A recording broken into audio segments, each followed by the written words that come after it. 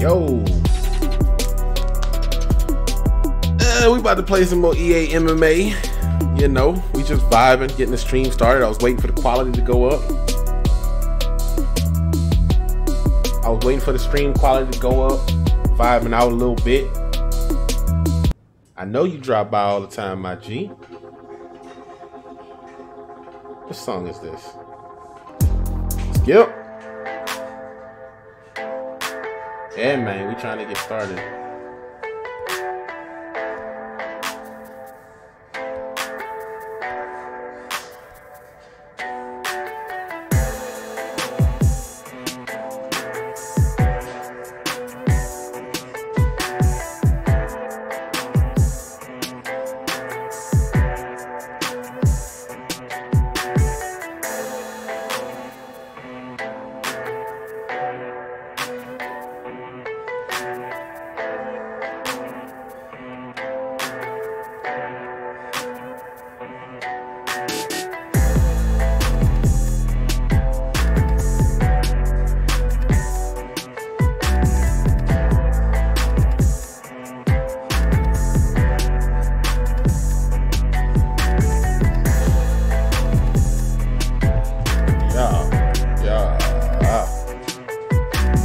Freestyling to that joint, huh? The first one I played really hit. First one I was playing really fucking hit. Like I was writing to it earlier and I'm just not done. Like I'm like maybe like eight bars away from being done with it. It's something I would never put that out though. I think it's fire though. Nah, this ain't no PlayStation 4. This a Xbox 360 game. Like it ain't nobody business to ball Cerrone. Man, Cerrone already ball, man. Ball with a Fu Manchu,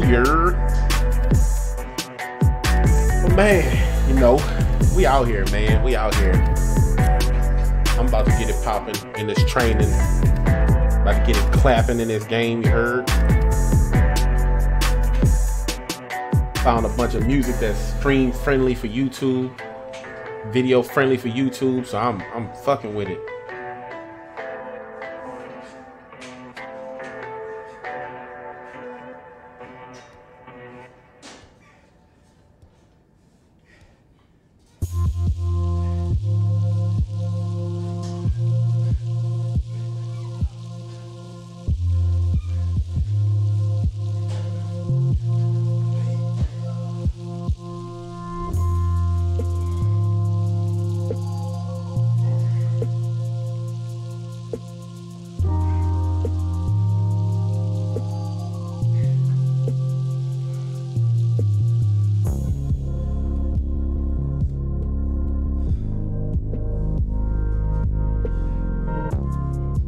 Yeah. They're they're not like YouTube videos.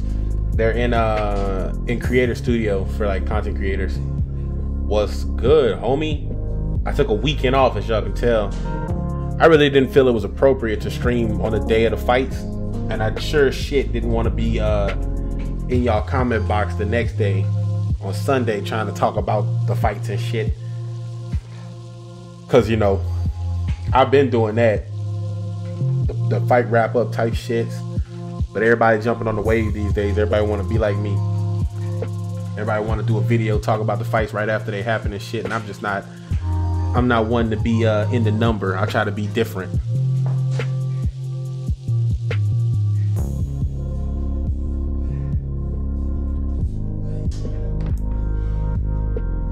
I feel you. Comb over Cerrone. You gotta change the name, dog.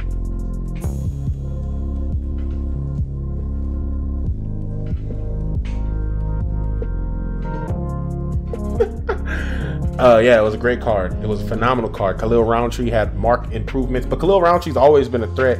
He's inconsistent, but that's not his fighting style wasn't the reason he was inconsistent. It's just he wasn't performing at the same level back to back. Like he would come out, sleep people, or he'd come out and gas out real quick. So it was like it wasn't his fighting style that was preventing him from being a perennial contender. It was he would come out some fights one way and come out some fights totally different, and not in a good way. Like when he came out against Johnny Walker, he was willing to exchange in the clinch with Johnny Walker, but at the time nobody knew what kind of threat Johnny Walker is. So it's like walking into a fucking claymore. Like you don't know what it's gonna do to you. You don't know how it's gonna fucking blow you up, but you know you're gonna lose something if you get blown up. But he went into that thing like it was any other fight, and he walked over a landmine. It is what it is. Khalil, let me click them legs, Roundtree. Man, some of them inside kicks, man, it was reminding me of when Melvin Manhood fought Robbie Lawler. It was just like, oh my God, please stop kicking him. Like halfway through the fight, I was like, dog, please quit kicking him. Please, I just can't take it. I can't see you kicking this man's leg no more. Please stop. Please stop. And then he hit him. And when he finally hit him with the hands and he dropped, I was like, oh my God, somebody stop this fucking fight. He let the man back up. Then he hit him with another hook and faded him over. I was like, come on, bro. Somebody got to do something, man. Somebody got to do something. Your boy out here getting hurt. Then he dropped him again. I was like, come on, dog. And then the fourth one was the worst. The second and the fourth were the worst knockdowns. I was like, oh my God, somebody got to stop this. This looks like EA Sports UFC 3. This looks like when I play UFC 3. I want to tear you up, drop you a whole bunch of times, wait for you to get back up, and then keep dropping you until you finally stay dead. It's like that shit ain't supposed to be the case. It ain't supposed to happen. 4 in 1 round. This shit looked like a video game.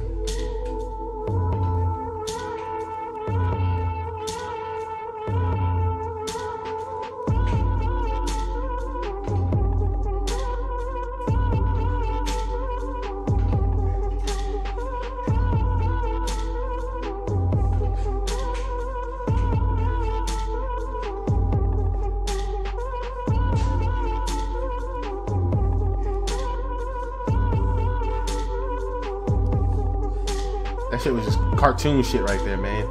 That was UFC 1 shit. But it was a good fight. It was a good fight. The co-main and the main event basically went the way I thought they would. I figured the co-main, I figured Adesanya was at risk when he was standing out in the open and trying to escape towards the weak side. Well, what is the weak side for Southpaws? Because when he's escaping towards Southpaw's weak side, it's their lead hook. And I felt that was going to be an issue for him after the Anderson Silva fight, and it was. It posed a big problem. And Kelvin is a tough guy with a good punch. He's fast. He's obviously durable, which nobody really knew if he was durable because Kelvin's never been checked before. Tyron Woodley was the only person to drop Kelvin before that, and he dropped him that one time. And after he dropped him, Kelvin was on his ass. So it didn't, no one know if Kelvin was like really durable. Yeah, on the UFC channel. I think it could have been, but I think after he got caught coming in, going for that hook a few times by the straight, and after Adesanya started slipping the left, because he don't want the right hook, he wants the left hook or the left straight or the left overhand. He don't want the right hook. But I was saying the right hook was what he should have been focused on. He should have been solely focused on chasing with the right hook high, hit him with the right hook, or running with the right hook low to the body and come back up top with it. I do that a lot on the bag. I do that a lot in sparring. I do a lot in training. I'll come in with a naked straight, but I'm leading for the right hook to the body, and then I'll come back up with the right hook to the head harder than I did for the body. So the straight, I'll touch with the straight, but after a while, you notice Adesanya started throwing the straight, missing, and then bracing so that he could get the separation he wanted. Now, if Adesanya had a mean like comeback right hook, he could have did some serious damage, but he was mostly, it would have been a left hook for him because he was doing it mostly from the orthodox. He would throw the straight from the orthodox, then brace on him with the straight. Now, if he was tie clinching, once he braced, he could easily get back of the head, hit him with a knee, hit him with a knee to the body, but he didn't want to be at that range anyway. That's not where he wanted to be. He wanted to be out, all the way in or all the way out. So that's why he was never like tying up. Once he got close, he got the fuck out. So he would throw that straight, miss that straight, brace off the body, and then immediately escape, which is smart if you're not trying to be on the inside. And especially, he wasn't trying to be on the inside with Kelvin. Kelvin's short, stocky, full of power, and obviously rocked this shit. Then when the head kick hit him, that head kick was in slow motion and everything. It just hit him right up underneath the neck, right at the edge of his jaw, and took his legs from him. And then Kelvin did what Andre Sukumtai did. They shoot for a takedown. I don't understand. I'll never understand the mind frame of a fighter who got somebody hurt. I guess when you kind of tired, and your background is wrestling, you're just like, oof, I could go crazy on his head, but I could just take his buster ass down and ground and pound him until his fight is over, because that's gonna be easier for me. And I think that's where his head was. He was like, if I get him down to the ground real quick, he ain't gonna be able to get back up. I'm gonna be able to pound him out and get this fight over with. But that wasn't the case. He never enough. He shot and then realized he didn't have enough energy or enough strength in that moment to get that takedown. So it was a poor choice because Adesanya came out in that 5th round, looked like a house on fire, was fucking Kelvin up. Like, Kelvin has never bled in a fight before. Adesanya's never bled in a fight neither has Max Holloway. So we saw a lot of people get busted open that don't never get busted open like that. No, his grappling is not bad. That's the thing. His grappling is okay, but is it gonna be okay against people who are high-level primary grapplers like Jacare? Jacare can be stopped with the hands and feet. We've seen that before. 2 people before this have stopped him with the hands and feet.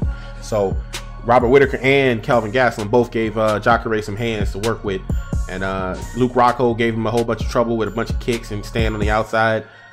But people like Yoel Romero, who's a freak, you know, crazy ass, dumb ass power, can chase you infinitely, never gas out, and can take you down at any moment. He chooses when he wants you down.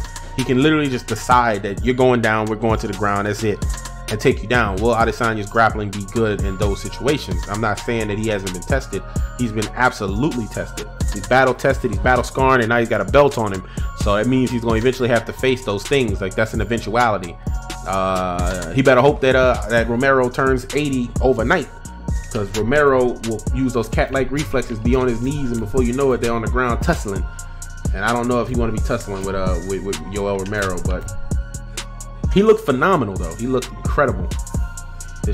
What he did to Kelvin Gastelum is what I was thinking Max Holloway was going to do to Dustin Poirier. Just kind of weather the storm, weather the power, be more technical, be more athletic, be more proficient, and get him out of there. But nah. I mean, and in that last moment, I was so goddamn mad. In them last moments, once Kelvin busted open and was bleeding all over the place, was falling, couldn't hardly stand up. Adesanya jumped in his guard, elbowed him in the face. He rolled over and shit. I was like, man, this ref is tripping. I was like, this referee is tripping. Like, Kelvin, they should have called this shit. Kelvin over here taking unnecessary punishment. I mean, maybe. It's possible. It's possible. And nah, I mean, yeah, the Holloway fight. The Holloway fight is what I thought was going to happen. I thought Dustin and Holloway would match up well as far as boxing went. Who can touch who with the hands. Where I thought Dustin had his most opportunity was power and with just aggressive submission, like aggressive submission offense. But Dustin didn't really attempt those submissions. Actually, Max Holloway put Dustin in a darce. If there was 5 more seconds on that round, Max Holloway won that fight by darce choke, and that's Dustin Poirier's signature.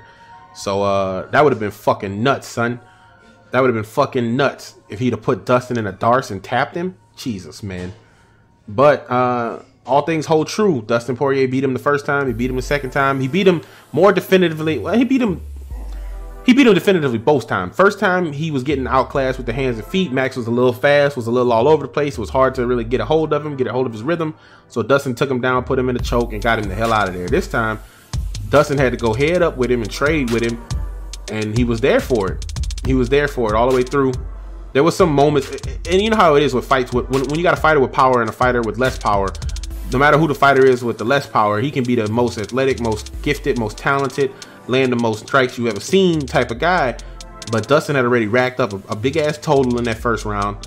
I feel like the second round, Max was winning the second round, then he got rocked, so you know that's automatically gonna swing the second round to the it's gonna automatically swing the second round the other way. So they swung the second round because Dustin rocked him, and then Max was cleaning him up in the third round. Then Max and him kind of went toe to toe even in the fourth, and then the fifth was a little bit more toe to toe, same thing. So they had already given Dustin's 1, 2, maybe 4, probably 5. They gave Max the third round, and that was the only round they gave him. And I thought he was looking pretty damn good in the second. Anthony Smith or Rocco? Is Anthony Smith fighting Rocco? I thought he was fighting. Anthony Smith is fighting, what's his name? Gustafsson. Unless Gustafsson fell out of the fight and I don't know about it. But yeah, Rocco is, I mean, he's not necessarily chinny. Like these guys are big guys. Like he's getting punched by some hitters.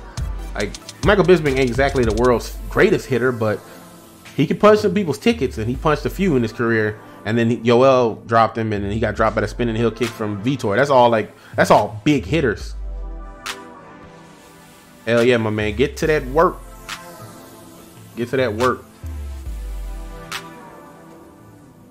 Yeah, man. What gym am I gonna go to?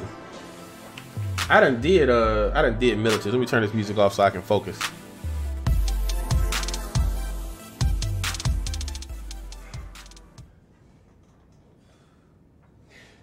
All right. Now we out here, man. We already went to Pat Miletich. I feel like we went to the Muay Thai gym. We went to Ballistics for sure. We didn't do the judo gym, and we didn't do the this gym right here neither. Let's go here first, man. I'm just gonna do each gym one time. I might go to like the boxing gym more than once because they do have a lot more shit to offer as far as like with the hands go.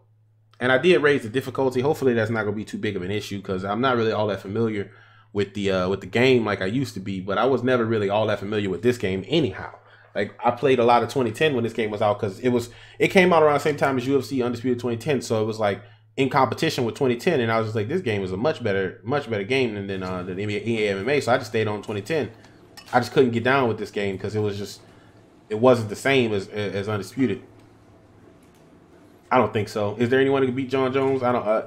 The person who can beat Jon Jones is the person who can hit him the hardest. That's the only way it's gonna happen. Welcome to Brazil. I'm Remando Guerra. You come to the right place to master Brazilian Jiu-Jitsu. We like to play hard, but we love to train even harder.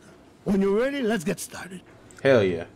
But yeah, man, I don't know, man. The person who can beat Jon Jones is the person who can hit him the hardest, the fastest, and not get hit back in the process. That's the only person that's gonna beat him. Because you're not about to outskill him. You're not about to out-technique him. You're not about to outthink him. You're not about to outwork him. So the person who can beat him is the person who can hit him. It's just going to take... Look at Max Holloway. Perfect example.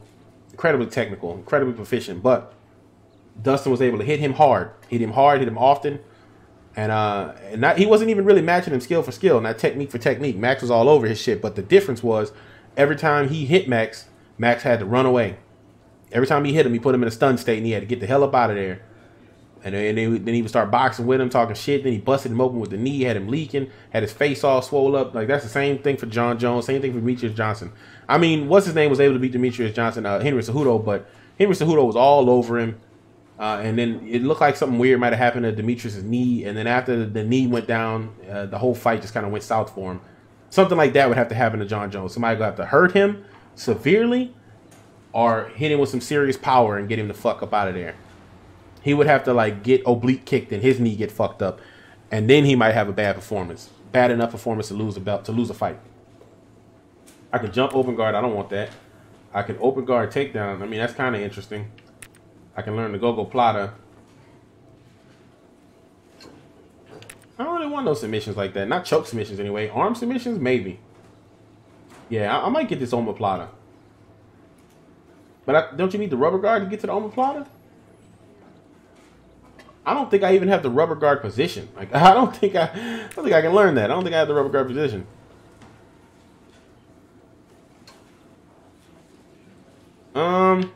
Connor. Depends on what weight class you're trying to come back at. If you're trying to come back at 45, it's time to push yourself. fuck. If you're trying to come back at 45, I would say you can fight Aldo, but Aldo's been fucking people up. You might not want to come back to that one.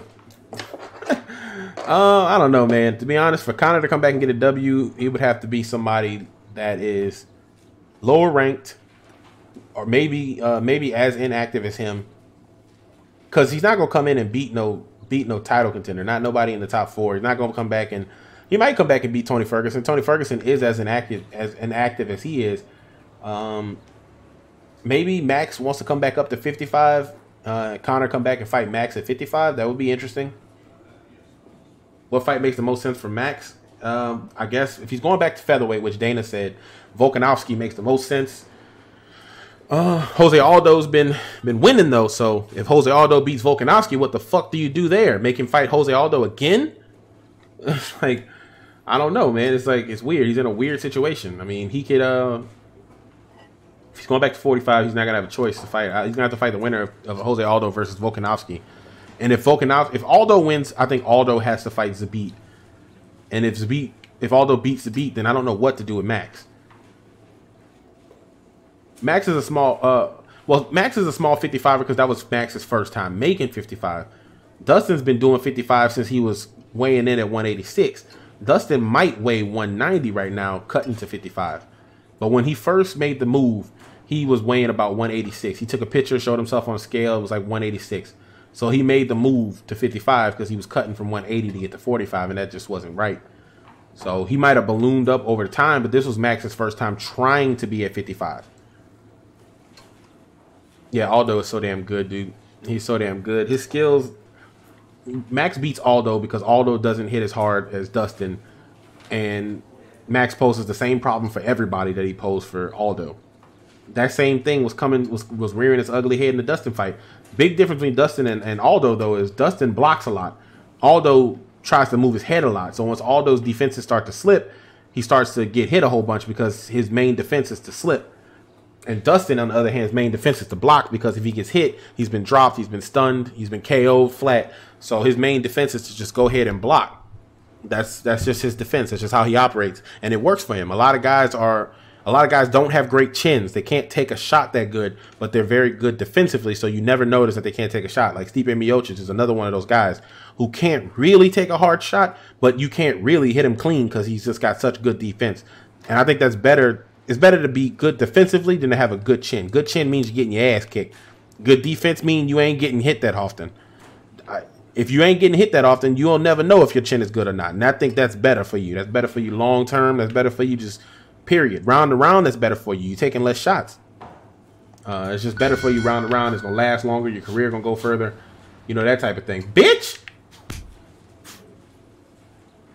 They always want to stop my takedowns in this drill, man. I be trying to pass to the position they want me to. Great effort. Keep it up. But the game be trying to hold me, dog. It be trying. Look at this shit. He's trying to hold me. Fuck.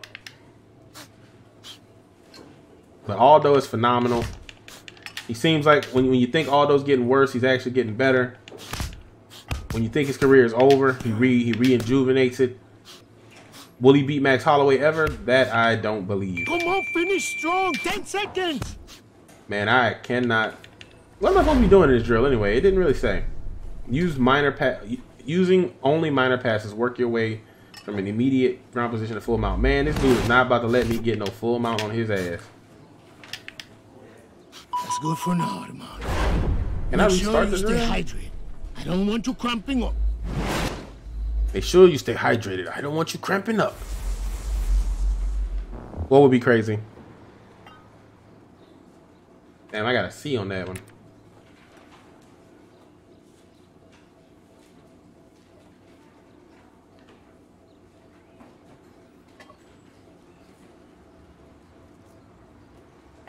Right. Exactly. But, I mean, Jeremy Stephens, Max Holloway already beat Jeremy Stephens, so I don't think Jeremy Stephens would have got the title shot. But Moicano, for sure, was the next up. And Aldo shut him back. Aldo's turned into a gatekeeper. It's unfortunate when you're the greatest of all time and then you become a gatekeeper.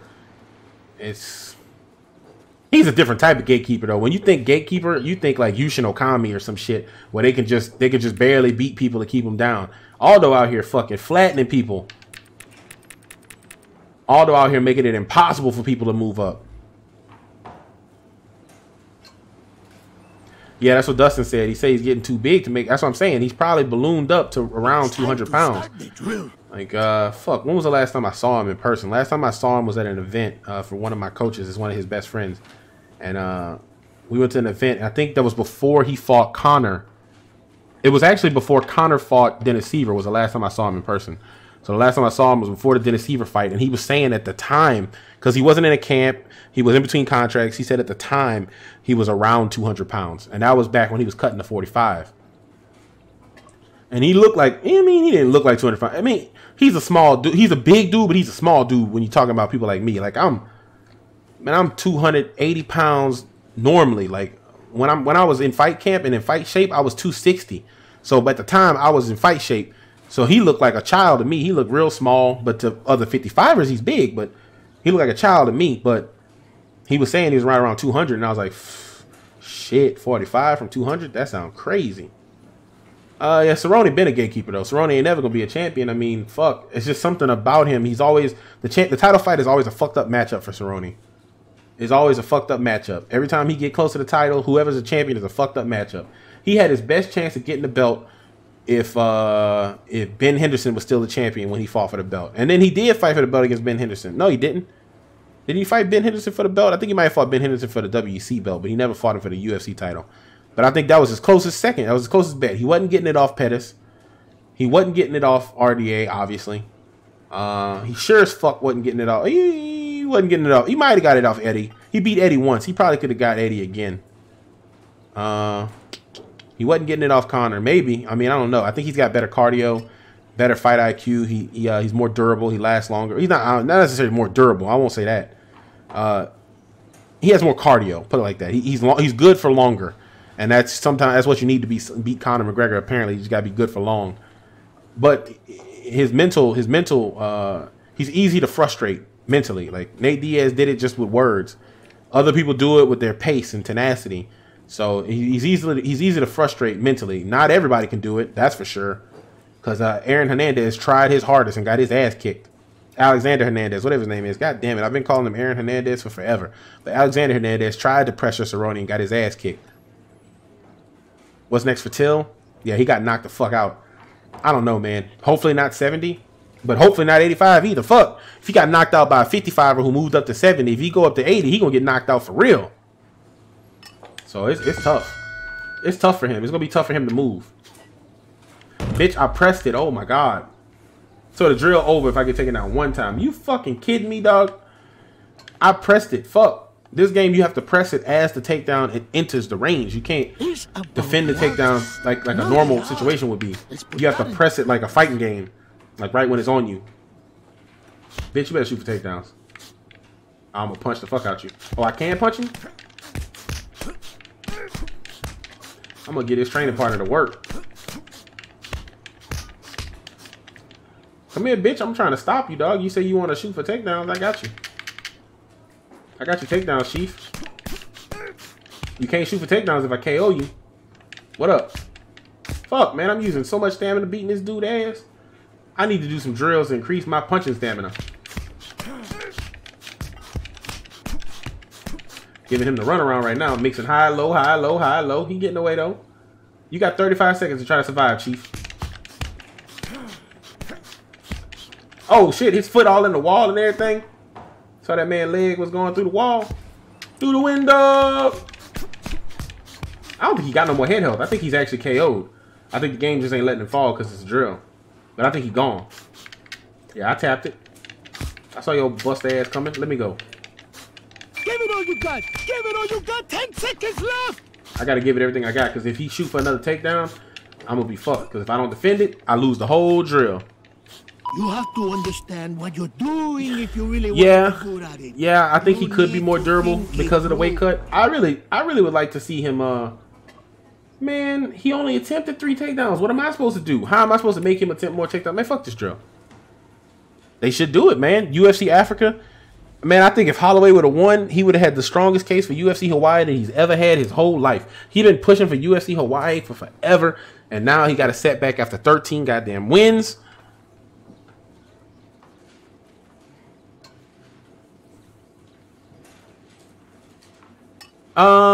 No, I don't think a lot of guys would have took those shots in either.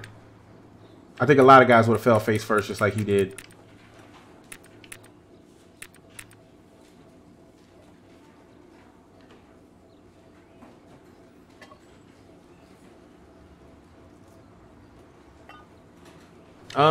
Yeah, I mean, I think if Francis stays consistent, he could have the belt.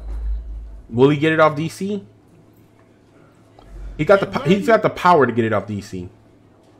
He's got the power to get it off DC for sure. What the fuck am I supposed to be doing?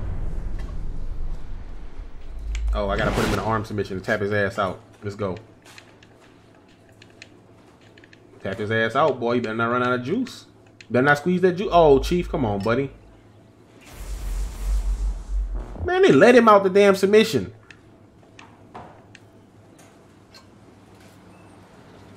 Man, these drills are pissing me off. Let's get started.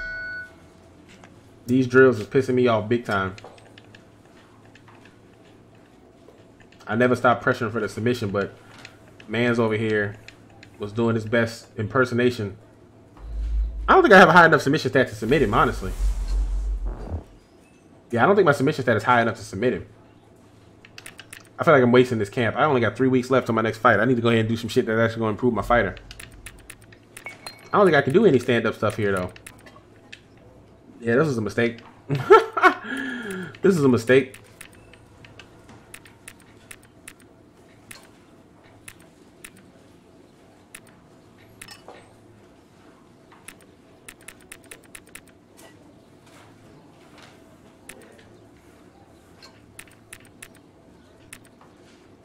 Fuck it, I guess I'm gonna do it again. I only got 3 weeks left, so I might as well go ahead and do it again.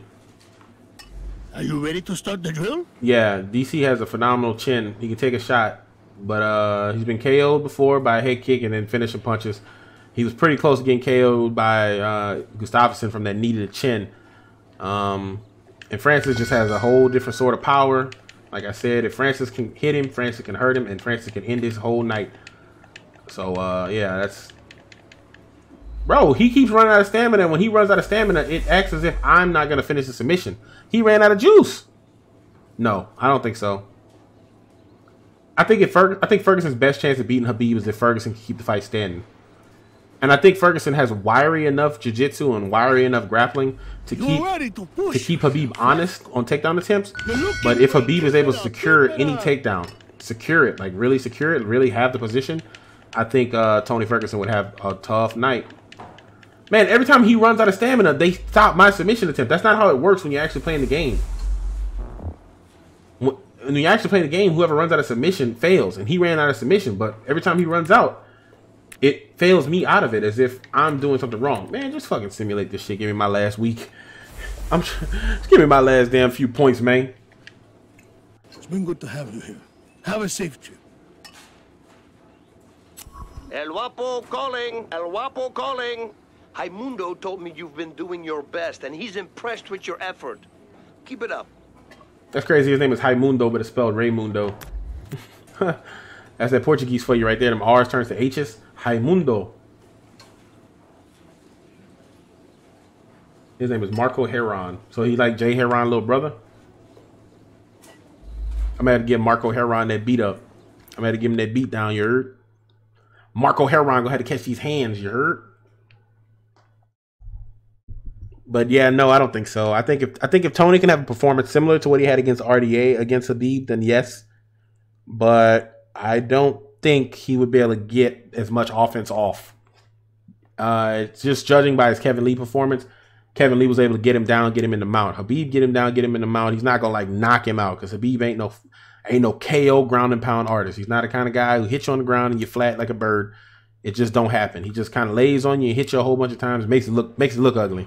Hello there, you don't actually KO people on the ground too often. He's got maybe 1 or 2 KOs on the ground, maybe 1 or 2 KOs standing. Should be a fantastic fight. Shoot, who knows, man? You never know, man. He could be blessed in every area but there. All right. right, here is the table. Life is strange. Brought to you by Rockstar. Life is strange, man. Life has a cosmic sense of humor that's just unmatched. Here's the start of this fight. All right, bud, let's go. Okay, buddy. Nicely done as he makes himself okay. My man over here trying to slip punches and shit. Yeah, Yeah, slip this, buddy. Slip this, cuz. Yeah, slip this. What up? What's up with it? Yeah, you was slipping your head a second ago. But is he down for the count? Yeah, you ain't slipping no more. Are you kidding me? That's a TKO victory. He was slipping his head a minute ago, but he ain't slipping no more. Smashed him into the ground. He's sleeping. Well, we're ready to review some action from the previous round with these highlights.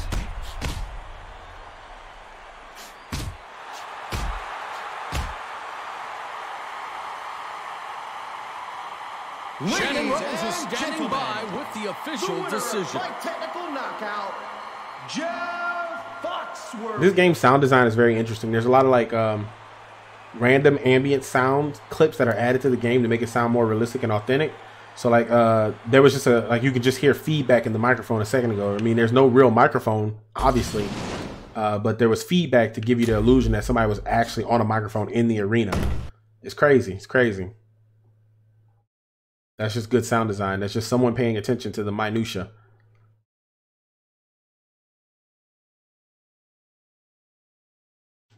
But I don't know, man. Till's it's a puzzle, man. It's a puzzle. Figuring out where Max Holloway falls now. Figure out where Darren Till falls now. Figuring out where not Justin Gaethje, god damn it, Kelvin Gastelum goes. That's tough too. Where the fuck does he go? Who the hell does he fight next? After a performance like that, where does he go? Does he even lose a position in the ranks?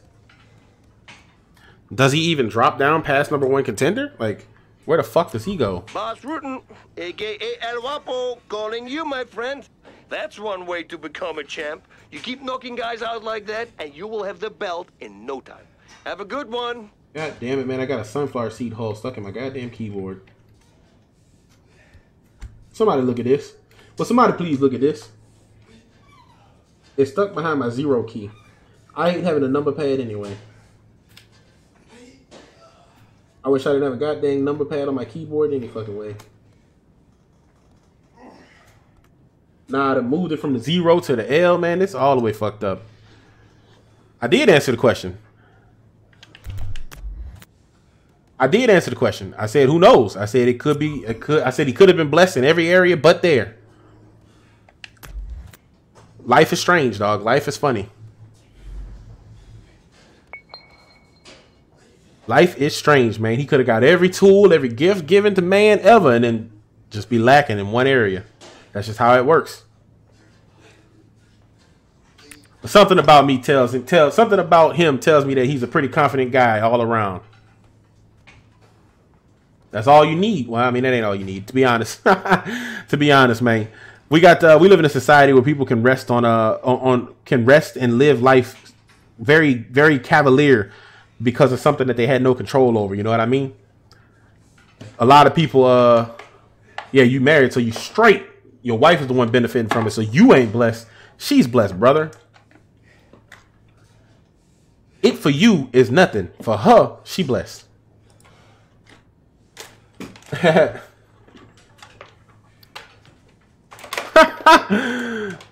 Hey, I don't know, man. Women like it. Women like to be thugged like that. Raw hiding in that thing. But yeah, man, we live in a very specific society where you can be successful based on things you have no control over. Who you are as an individual is less important than what you look like as an individual or some arbitrary thing that you have over other people. Pretty girls do better. Pretty boys do better. You know what I mean? Not the one who worked the hardest, not the one who think the smartest, but the one who looks better is the better face. You'd be amazed how many guys get cut from bands because they don't look good. That's a real thing. Like, producers and A&Rs will be like, well, y'all got to drop y'all drummer because he ugly. You heard? What up, Za? How you feeling having a Zealander with a belt, dog?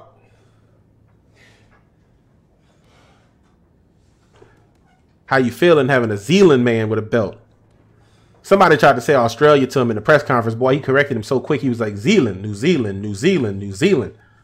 He's like, I'm glad to have a belt back in New Zealand because we got that fake Asian person over there holding that pretend belt. Somebody tried to say he was from Australia. He checked him quick.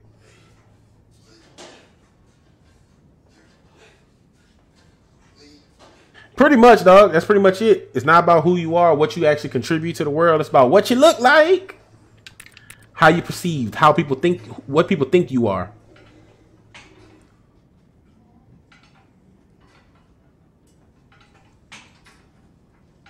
Yeah, I like them both too, to be honest. I've always liked Robert Whittaker, though. Ever since The Ultimate Fighter, I was like, Robert Whittaker is the man. Then he got beat up by, what's his name? Yeah, pretty much likes and hearts, dog. That's what makes the world go round. When he got beat up by Wonder Boy, I was like, damn, that's not what I expected. I, at no point in my life, thought Wonder Boy would beat Robert Whittaker the way he did.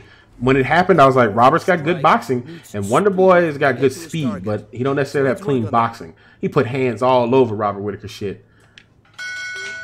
Oh man, I didn't mean to do the drill. I meant to just press the drill. Fuck. Oh my god. I want to see rapid shots. That's a come. 10 seconds left. Push. There we go. Excellent work. You did a great job at that. Knocks out Kelvin. I mean, knocks out Adesanya. I don't know. Yeah, he slept him cold. Flat as a bird. Well, I mean, he wasn't all the way out, but he was done for. He ain't want no more. Yeah, I mean, it was a really good decision for him because he's such a small middleweight. Well, he's a big middleweight physically. He's thick, but he's small in stature. So he has a little bit of deception to him, and then his movement helps, and then he doesn't quit. You know, he doesn't give up. Like he's got a lot of heart. Yeah, Pettis Wonder Boy. You know, when you think about shit like that, like Pettis KO'd Wonder Boy, but Wonder Boy KO'd the current middleweight champion. It's like, it's crazy.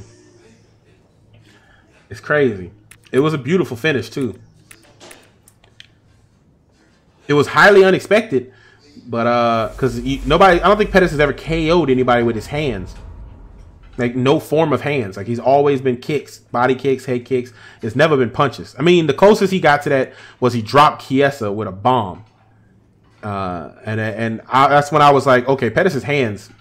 Y'all sleeping on Pettis' hands. His hands are coming. He made that bad weight cut against Max Holloway, got beat up. He broke a rib fighting Dustin Poirier. Him versus Tony Ferguson was just, it was going south for him. He broke a hand in that one as well. It was going south, but he was looking good for the most part. He hurt Tony with the hands too, and then the fight started going south because once he started gassing and then his hand broke, they were gonna have to put him back in there with somebody who was ready to go for a whole nother round while he was incredibly compromised. So good on his coaches for being smart and not putting him back in there because he was incredibly compromised in that Tony Ferguson fight. It would have been bad news bears. But who knows, man? He might have caught Tony Ferguson slipping in that last round, or it was I think it was the third round. Whatever it was, he might have caught Tony slipping. You never know.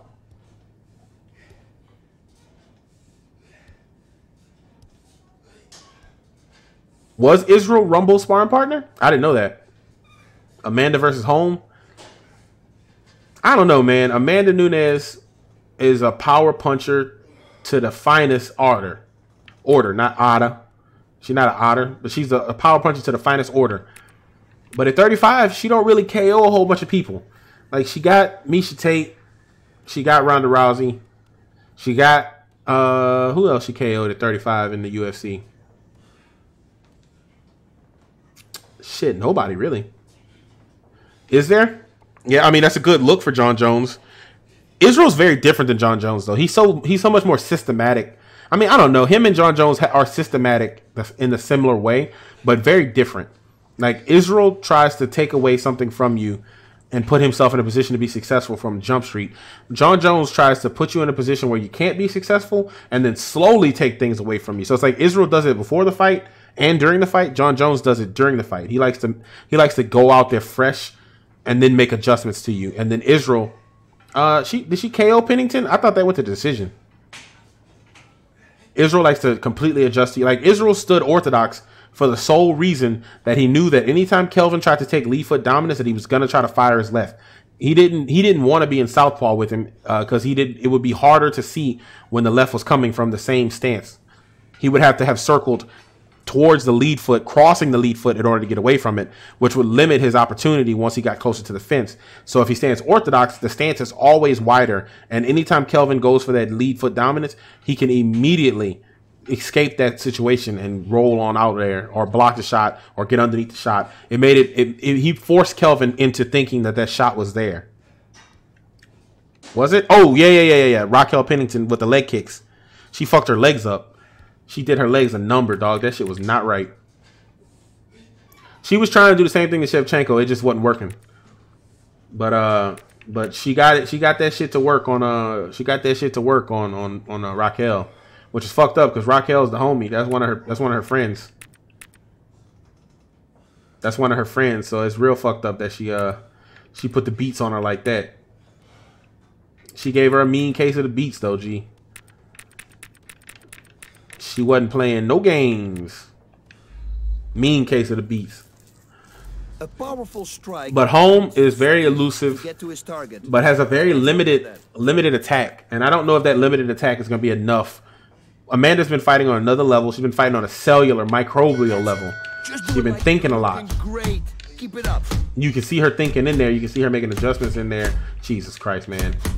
That's good. You're doing what it takes. Give it all you got.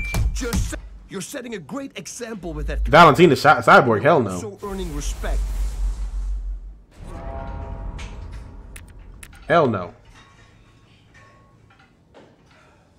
Yikes. 125 versus 145? Hell no. Nah, not really. It's not really my speed.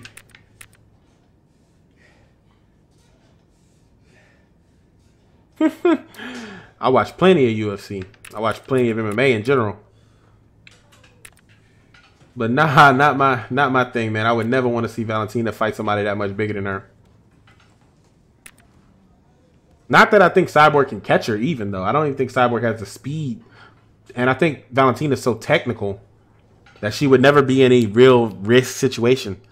She would never be in any sort of high-risk situation with Cyborg. She wouldn't be trading. She's all about striking, exiting, striking, exiting. But I think Cyborg is so much bigger than her, she can bulldog her. But that bulldog shit don't work on everybody. I feel you. With this drill, if you work hard, you will improve your balance and striking combinations. Man, that camera going ape shit. Oh, yeah, I'm loving the intensity. Yeah, this is great. Take your time. It's not like we have anything else to do. You're right, we don't, bitch. We training. That's what we doing. Hey, where's your head? Come on, concentrate. Bitch, I don't need a head. You're 10 seconds and counting. Oh my god, I gotta press my input slower. I'm fucking up. If I press them too quick, the game just takes them in wrong. All right, now we're done here. It didn't even count that last combo for me, even though I did the forward A kick to the leg. Yeah, it's fucking up. You just want to see it. I mean, it could be interesting. Ugh. What, wait? Ugh. I mean, I'm sure Shevchenko can make 140 without weight cutting, but Cyborg would have to cut to 40, so yeah. It would be bad because Cyborg would have to cut. And ain't no open weight shit ever gonna fly in no form of mixed martial arts. Justin Poirier versus Max Holloway is exactly why weight classes exist. That's exactly why weight classes exist. The bigger man will always hit harder and will have one thing over you: size. Size and power. What did Israel say? He said a lot of shit. Was you talking about the press conference or? He said a lot of shit.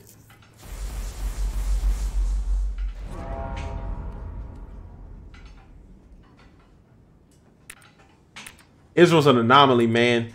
When I first heard him speak, I was like, he kind of sounds like, he sounds like the kids. He sounds like the kids, man, like teenagers and shit, like 13-year-olds, how they talk. He has a similar like style to him, like those kids do, but except he in his early 30s, if I'm not mistaken. But he talks like the kids.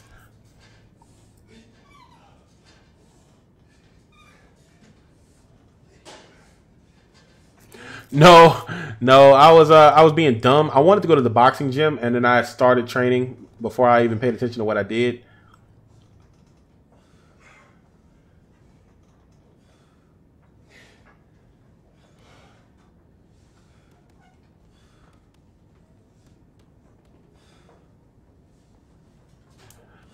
He said he wants to defend against top relevant contenders at least once, and then he wants to go up and fuck at Johannes because Jones sounds like a bully. What are you going to do at Johannes? What now? What are you trying to do to Johanna? He better leave Johanna alone.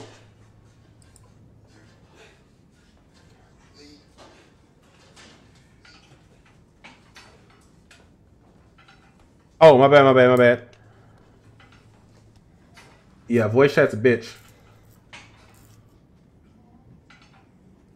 Yeah, I don't know, man. Jon Jones has one thing over him. Wrestling. That's something people forget Jon Jones has. He's got a lot of wrestling for your ass. He got wrestling for your ass. He'll mix it up. Striking only? I don't know.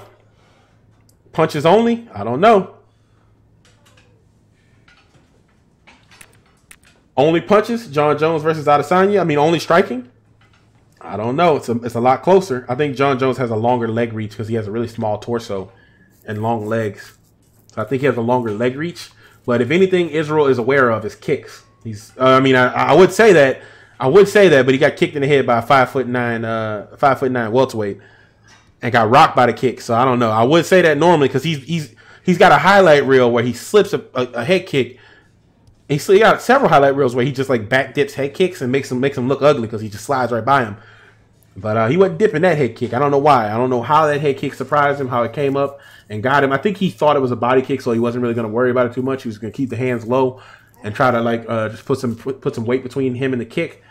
But it came up slightly higher than he expected. And by slightly higher, I mean it went all the way up to his head.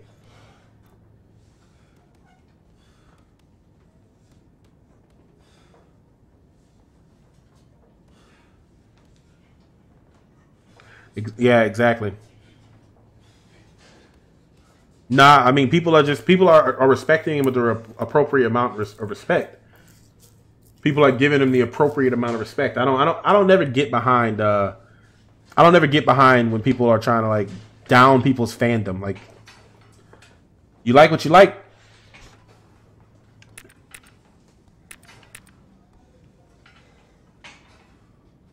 But I think people are giving the appropriate amount of respect. Nothing more, nothing less.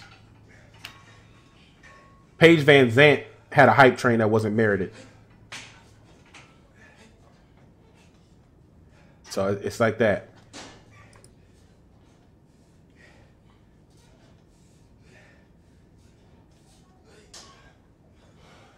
Yeah, I believe that. People were always going to draw the comparison between Israel Adesanya and Jon Jones and Anderson Silva. That was a comparison. People always said he's got Jon Jones's body type, but Anderson Silva's skill set. Like, people always compared him to those two guys. So it's only natural that would be the trajectory his career would take. You still got guys like Paulo Costa down there at 85. You still got Yoel Romero. You still got Jacare. You still got Robert Whittaker, obviously. If he can get past Whittaker, maybe get past Romero, slowly adding more muscle to his frame, not trying to bulk up instantly, but slowly adding more muscle to his frame and slowly working on his grappling. Because if you remember, Jon Jones and Israel are on different trajectories. Jon Jones was a stud wrestler when he came in, an okay striker, very wild and untamed, but had proficient enough striking to get him to where he needed to be. Israel is the exact opposite. Incredible striking, not so great grappling, but good enough grappling to get him where he needs to be. So if Israel focuses on his grappling as his career goes up and makes the same marked improvement that Jon Jones made on his striking that he makes on his grappling, they can meet somewhere in the middle. Because his striking isn't something he needs to focus on. He just needs to focus on being clean in his striking, not letting his striking slip, and knowing what his opponent's offense is striking-wise, and then he can work solely on wrestling. And slowly on jiu-jitsu and understanding jiu-jitsu and wrestling more. And really, he doesn't need to learn how to grapple. He needs to learn how to prevent grappling. And even when he is grappled, how to return back to standing from grappling. That's all he really needs. Ways to get up and ways to keep from getting down.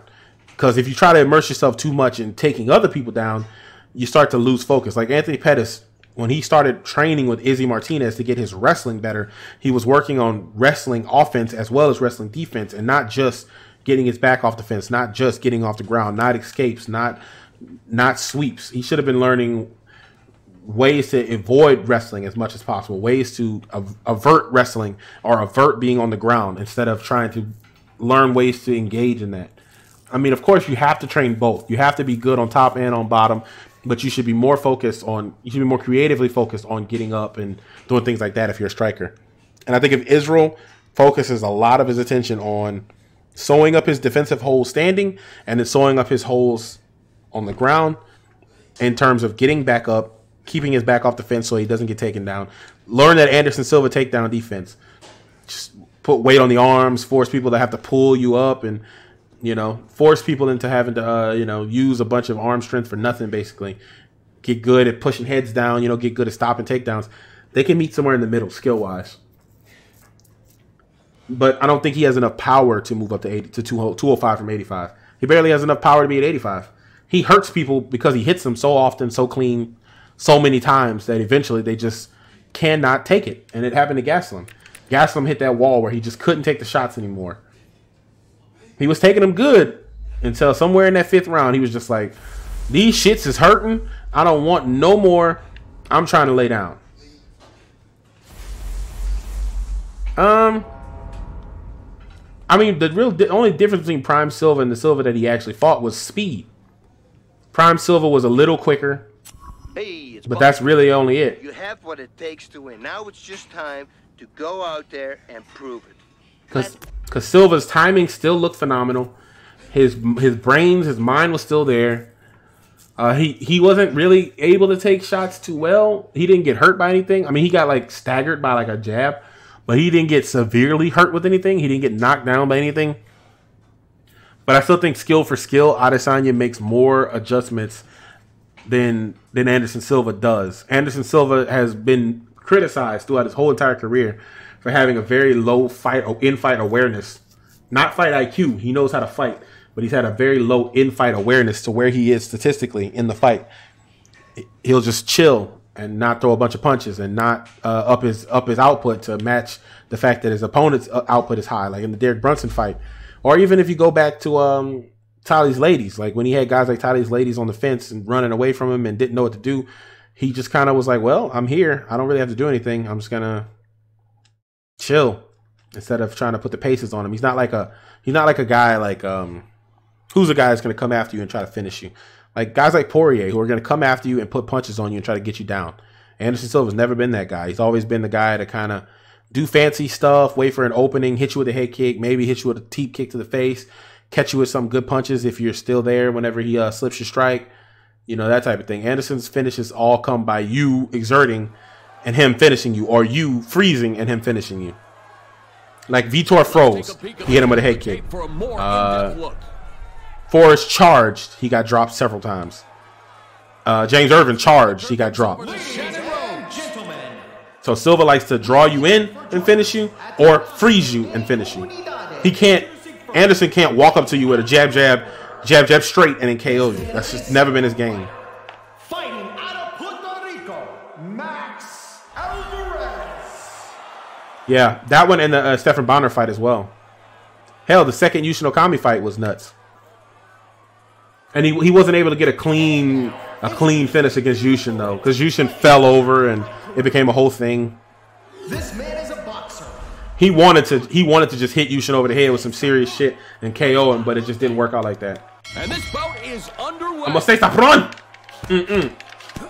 Oh my god. He's working the body. He's shooting for takedowns. Doesn't hesitate with the early takedown attempt, and he's rewarded by the result. Okay, I see him. Oh, I tried to defend, but I defended the wrong direction. I fucked up. I defended that though. He scores with that right to the head. I defended that as well. Get up off me, B. You don't got the stamina to hold me, dog. You don't got the stamina. Up here as he switches stances. Switching your stance in the middle of a stand-up war is a risk, but if you've got confidence in your positioning, you can use it to your advantage. Who got a horrible record? They are jockeying for position along the cage. Max Alvarez, is that his name? Yo, this strikes to the body. This bitch. To take away. Alvarez lights up this crowd with a devastating slam takedown. Get the hell off me, buddy. Okay, pal, I see you. Ooh. Okay, I see you. You out here parrying everything, huh? Alvarez reaches out and is able to secure the clinch. I'm trying to get a better position in the clinch so I can push him off easier. They are fighting for position up against the cage. Get off me, Chief. Now we're seeing some space as they disengage. My man over here defending everything. He moves in and bro. the double underhooks. Oh, I forget. I'm tripping. It's only left stick to stop transitions. It's right stick to stop takedowns. I'm tripping. It's hard to remember. Surprised he didn't put a hole in the camera. There's so much goofy shit. Oh my god. He's parry master. Oh, you must have forgot. Okay, buddy, I see you. He delivers a nice combination of punches. I'm gonna force him into giving me a punch on the side I want. That way I can hit him easy. Okay. Oh man, he got rocked with that overhand. About to give him that work though. Yep, there it is. About to knee him in his head. Yeah, he out of here. One after another. How about Foxworthy has done it? He gets the victory. Just couldn't take any more punishment. That's another one in the yeah, him just being a normal guy is what gets a lot of people on him. He's just a normal dude. He's just a guy. He's not like some image of a person. He's just a normal person. Ladies and gentlemen, the winner by technical knockout. He's like any dude. He's like, you could meet Israel Adesanya. You can meet a guy like him. You can't meet a guy like Conor McGregor. That's not a guy you just gonna know. That's why Nate Diaz does so well with people, because he's relatable. I ain't even into Kim K like that. Yeah, he does. He be posing on people and shit.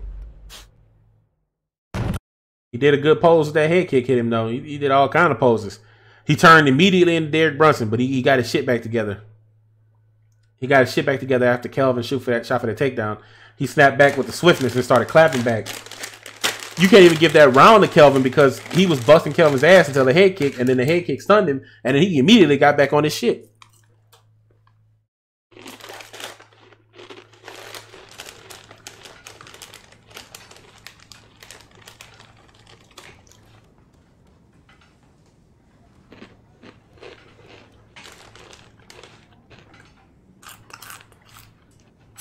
Hey, boss here. You're on a nice win streak. Now, put some more time in with training, and you can keep it going. Take care. Who to go?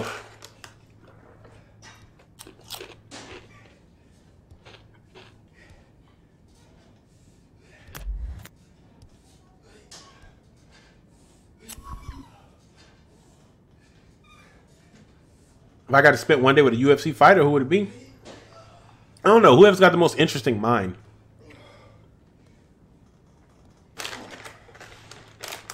I don't know. That's a tough one.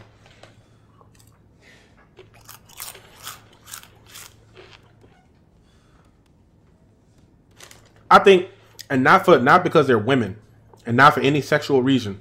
If I can spend a day with any fighter, who I think I would want to talk to the most, Valentina Shevchenko or Joanna Jędrzejczyk. I feel like their minds for fighting are so wired that they can teach you so much shit about understanding and reading opponents. I feel like Johanna or Valentina would be the person to meet and talk to, because they could just break down how they go through different thoughts so well for you, because they just have such a wealth of fight knowledge. Somebody like Cyborg would be great to meet as well. Somebody with such a wealth of knowledge. Been around the game for a long time. Bas Rutten would be good to meet. Somebody like that. Like if I could spend a day hanging out with somebody, like Bas Rutten would be fun to hang out with, because he knows so much shit, you know? Whoever's got the best mind, I feel like would be the most person. I think Conor, if you got to spend a day with Conor, I think Conor would try to floss a lot, would try to take you out to big expensive things, try to show you that style of life. If you can meet Conor and just chill with Conor and talk to him about fighting and sit back and relax with him about fighting and keep it on P's and Q's, he would be a cool dude to meet. But I feel like he would be Conor McGregor. He would have to be out in the public eye doing shit. You know what I mean? He'd have to be on his superstar shit. But I want to meet Conor McGregor that's sitting in his living room eating blueberries, doing an interview with Ariel Helwani, shirtless, waiting for his girlfriend to get home from work in their one car. That's the Conor McGregor I'd like to meet. I think that was a different guy.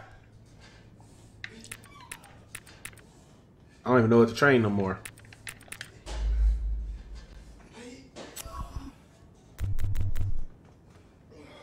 I still need to go to that, is it Bushido? Yeah, I need to go here.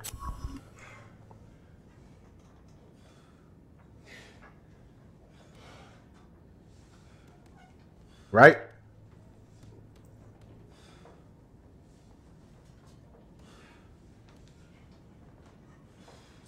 Man, it's that home team got another belt, huh?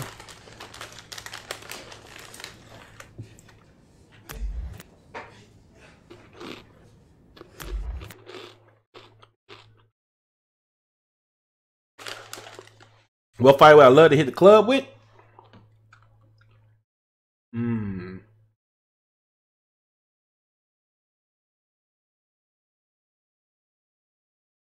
Hit the club with, man. What's her name? Yeah, Conor would be fun to party with, man. Nate Diaz might be fun to party with, though. Be honest with you. Hit a club with Nate Diaz? No, hell no, Tony Ferguson. You lost your damn mind. He'd wear shades in the bitch.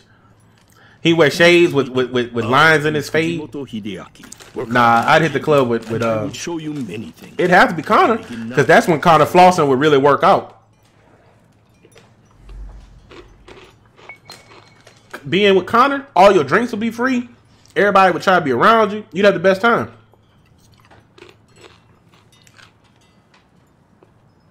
Prime Forrest Griffin or Cyborg? I'd never fight Cyborg.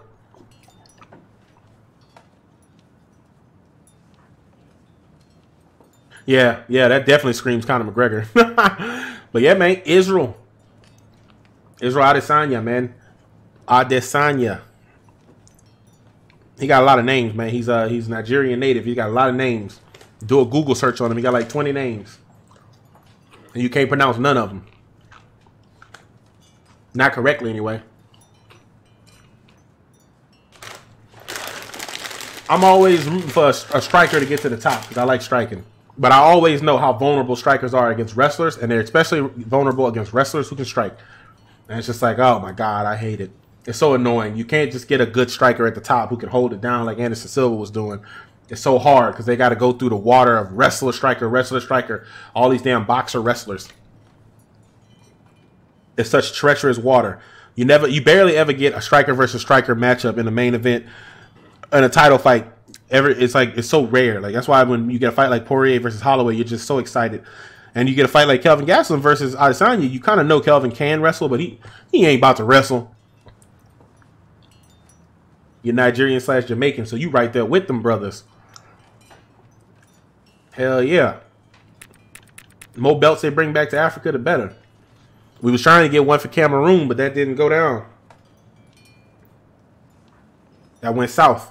Then they had a little guy come from Africa, was on the Ultimate Fighter, the flyweight. It was a flyweight edition. They was talking about he's the next Anderson Silva, and he never made it out. That's all he did to Kelvin threw some hands at him, really, just to kind of mesmerize him, and it was all in with the wrestling. But this Kelvin done slept some shit, so he got it in his mind he could sleep everything. You saw how he never let up on the power. He never threw softer strikes just to try to get to his target. He never let up on throwing power. He threw power the whole way through, even when he wasn't connecting. It didn't pay off, though. He put up some high numbers for throwing power strikes, but it didn't pay off. He almost slept him. I mean, I think the head kick was the closest. When he hit him with that head kick, he was almost out of there. He was one punch away from out of there. If Kelvin would have went with body strikes when he backed him against the fence instead of trying to take him down, it might have been a different story. Kelvin would have hit that body a few times. Israel would have let them hands down to guard that body, try to escape away. Hit him with that right hook as he tries to run off on the break. Hit him with the left straight down the center as he tries to exit. And he'd have been a gone pecan.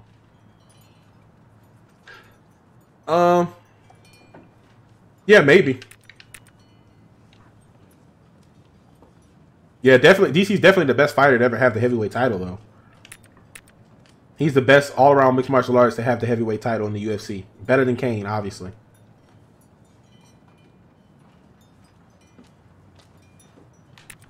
Man, my submission offense is trash. Yeah. DC probably might never lose to nobody not named Jon Jones. His legacy's tainted, yeah, for sure. What you getting? I can't stand when I drive to a drive-thru window and they be like, "Can I help you?" Yeah, nigga, you can help me. Like, yes, you can help me. I rolled up, didn't I? Is that anything else? Anything else? Anything else? Anything else? Bitch, you better ask me. Can I get you any? Can I get something else for you? You better fix your tone. That's it. That's all. That's it. That's it. Don't ask me no. That's it when I'm in the drive-thru, bitch. That ain't it. You should be trying to sell me this menu. Sir, would you like some ice cream with that? How about a coffee? Would you like a fruit snack for your way home? Now, you better try to upsell. They don't understand. When they be doing that shit at the drive-thru window, they make me not want to buy what I was trying to buy in the first place. You better upsell. I worked in retail for a long time. If somebody tried to buy a TV, it was my job to make sure they bought cables, surge protectors, screen cleaner, extra towels to clean their screens, extra spray to clean their screens. Shit, any cable I can find that could go with a TV, I was trying to sell them. You got to upsell, man. Yeah, they be trying to be short, like the food ain't expensive. Like you ain't paying their salary. They be trying to get you out the way. Like, you ain't about to do nothing, no way, no how. Even if I leave, the next person gonna come right behind me. So you about to serve somebody anyway. So why you trying to act like you getting past me is gonna help your day go by faster? You still gonna see the next person and the next person and the next person. I'm gonna drive off and go home. You still gonna be here. Fix yourself.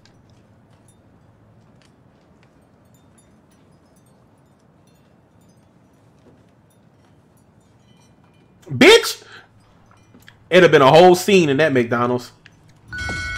I'd have said, you joking. I feel that you joking, because if you ain't, I'd slap the shit out you. You Jeff Foxworthy with the jokes. I see you.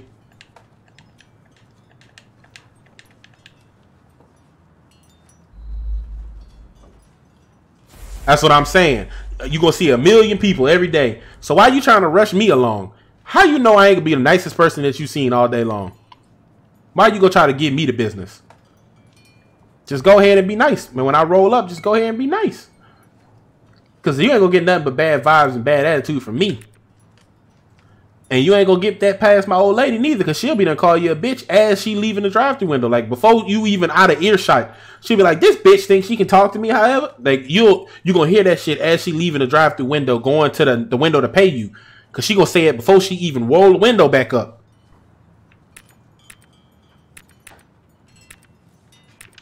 I'll be done called a tube as soon as I see you. And then every now and again I go places, man, and I meet some crazy nice ass motherfuckers. I went to what was it? Goddamn KFC, man. And there was a chick that was working in that thing, and they ain't have no grilled chicken. That was something I wanted. They ain't had no breast or something. It was something I wanted, and they ain't had none prepared. So I just settled and bought some chicken tenders, right? And maybe like 10 minutes into my meal, she was like, oh, somebody came through and ordered breasts at the window, so we had some extra ones left over from making it. So she just came and brought me 2 chicken breasts. She was like, don't say nothing about it. I'm just going to drop that off because I know that's what you wanted in the first place. I was like, damn, that's what's up. Yeah, Chick-fil-A on their shit. Five Guys all right. Man, Five Guys out here ain't all right. They try to act like, man, Five Guys around here, this how they do you. They let you order your food, right? And then they turn around and they converse with each other. Like, they just be talking, having a conversation. And when the next person walk up, they had to stop their conversation to turn and help the customer. And they treat it like that. They're like, yes, sir. How you doing today? What can I get you? Welcome to Five Guys. Like, bitch, I saw you having a whole conversation about the chick you fucked the other night, dog. You better turn your ass around real quick and let me know what business is. Sell me my goddamn burger. I don't want no damn mayonnaise, no lettuce, or none of that shit. You better give me my damn burger with 2 meats and 2 cheeses. Don't give me no fucking McDouble.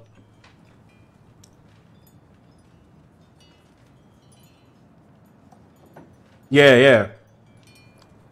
Oh my God, this guy. Her situation looking bad, huh? You might have to help. That's all it sounds like to me, is you might have to lend a hand or feet or whatever you lend. Yeah, my submission defense trash. I do need to work on submission defense. You ain't never lying. I'm trying to sim a little bit though. Try to get some shit up real quick. I keep fucking up and doing the drills again, man. I keep not hitting Y when I roll over and doing them drills again. I don't want to do them bitches more than once. Oh, she good now? Okay. Pathetic, dog. That's just childish.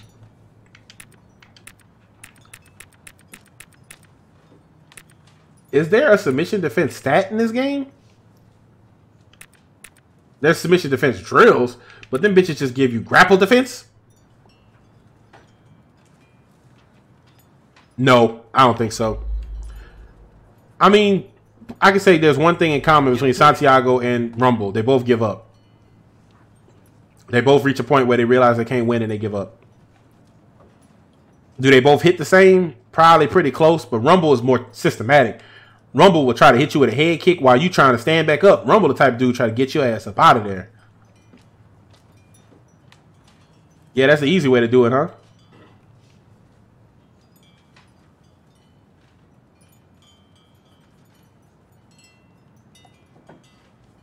Yeah, Rumble on his Gohan shit these days, dog. Fuck! I can't get out of no chokes. I don't know how. I just don't understand the choke minigame. Like, I don't understand it in the slightest. Like, the choke minigame, I do not understand it. If an AI put me in the choke anywhere in a career, I'm dead. It's about the artist, not the art. It's about the artist, not the art. Bitch, I ain't gonna let you try. You better sneak off on me. Look at this dude. Look at this dude. Look at this dude trying to steal off on my shit, man. Look at this dude. He mad I defended his submission. I bet you won't go up with the hands again. Get that shit out of here, boy. Fuck wrong with you? Oh shit. I see you. I see you. Okay, you mixing it up. Left, right. Oh, I see you. I see you. I bet you won't do that again. I bet you don't. Oh shit, cuz. 10 seconds left. Oh shit, cuz. Oh, you went for an arm submission. We good now. We good now. I'm gonna win this drill. Now, bitch, you ain't gonna submit me. Nah, cuz. Nah, cuz. Bring that kind of intensity to a fight, and you have yourself an advantage. I told you, bitch. You ain't about to just get me. A lot of people don't like fighting. A lot of people just like hitting people. Okay, so grappling defense is submission defense. I got you. Fuck! I didn't mean to hit. Hey, I meant to fucking keep working on it.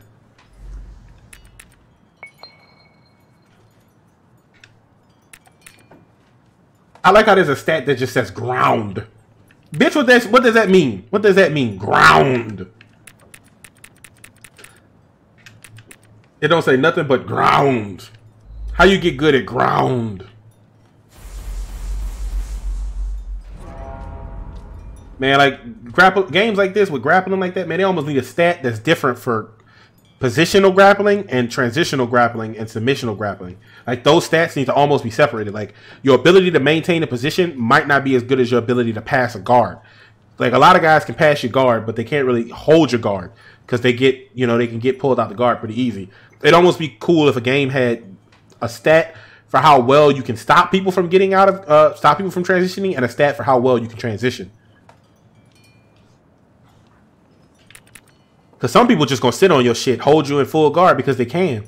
Like Tito Ortiz. Tito Ortiz ain't passing your fucking guard unless you open yourself up. He about to sit in your guard and elbow your ass until you dead. Tito will KO you from guard with his head down. But he not about to pass your guard, get the side control, wait for you to try to roll over, take your back. He might get your back somehow, some way, but he ain't about to just go out his way to get your back. Give me that ground stat. I want to get my ground up, the whole thing. I want to raise the ground. I heard raising the roof, but I ain't never heard raising the ground. That shit don't sound right.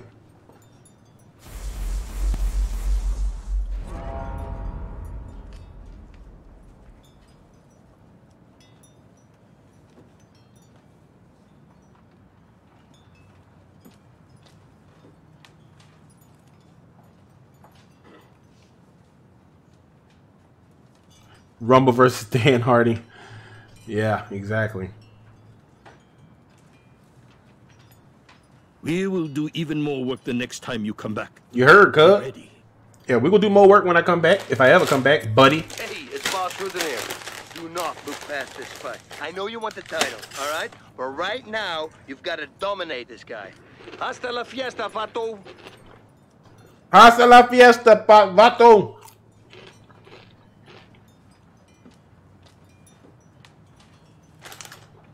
Nah, dog, I've been wanting Jon Jones to retire since he started. But I think he's just going to lay at the top and forever torment my existence in MMA. I think Jon Jones going to be 50 years old. Nah, I don't think Jon Jones ever going to get slept, though. That's the thing. I would be shocked shitless if Jon Jones ever even got hurt by a strike. I'd be shocked shitless. Gus was the closest to hurting him with strikes. He really just swole his face up and made his lip look ugly. But I'd be shocked shitless if he ever got stunned by a shot for real. Like got hit with a kick or some shit. DC was hurting him. I feel like DC was getting at his ass. Especially in that second fight. DC was definitely getting in his ass. But then DC left himself open to the one thing Jon Jones is looking for. Machida kinda hurt him, but not really. Who the fuck head kicked him? Was Shad that head kicked him? The combatants are ready. The crowd is ready. Somebody hit his ass with a head kick. You ready with the tail of the tape? It's time to turn things over to Shannon Rhodes. Gentlemen. Vitor took his arm. Vitor broke his fucking arm. But Jon Jones got up and beat Vitor's ass. Este está pronto. Este está pronto. Você está pronto. I want to learn Portuguese. And here's the start of this fight, and this one will decide. What up, Chief? What up, Chief? What up? What up, Chief? Oh, baby. Nah, cuz. Nah, cuz. What I trying to tell you, cuz? What up? Oh, shit. Yeah, nah, cuz. None of that. We ain't having none of that. Oh, we ain't having none of that, Chief. Yeah, none of that. Boy, bad back. What up, cuz? What up, cuz? What up, cuz? Oh, shit, he kicked me.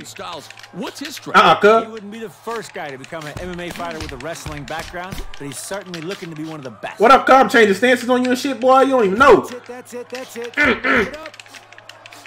Oh, you gonna hit me with a low kick? That's a nice looking Bitch. So low kicks beat hooks in this game? That's kind of weird. Hold up, buddy. Aya! How am I missing? What the fuck? Yo! Yo, how the fuck did I miss that teep kick? He catches him in the body with that rear front kick. Good rear front kick. Oh, he blocks that head kick. He was looking for the home run with that. What up, Chief? Oh! He doesn't connect with that front kick. Stopped him with a tie kick to the body, you heard? Delivering the pain. What a beatdown. The fight's over. Yeah, he's definitely a better striker. The challenger to the throne has been determined. Nah, he wasn't even defending. He was just standing still. And I actually upped the difficulty. I raised the difficulty to hard, so this shit is embarrassing. Man, Matt Hamill beat Jon Jones already, dog. Matt Hamill eye socket destroyed Jon Jones' elbow, and the referee had to stop the fight. Nah, DC definitely don't get enough credit.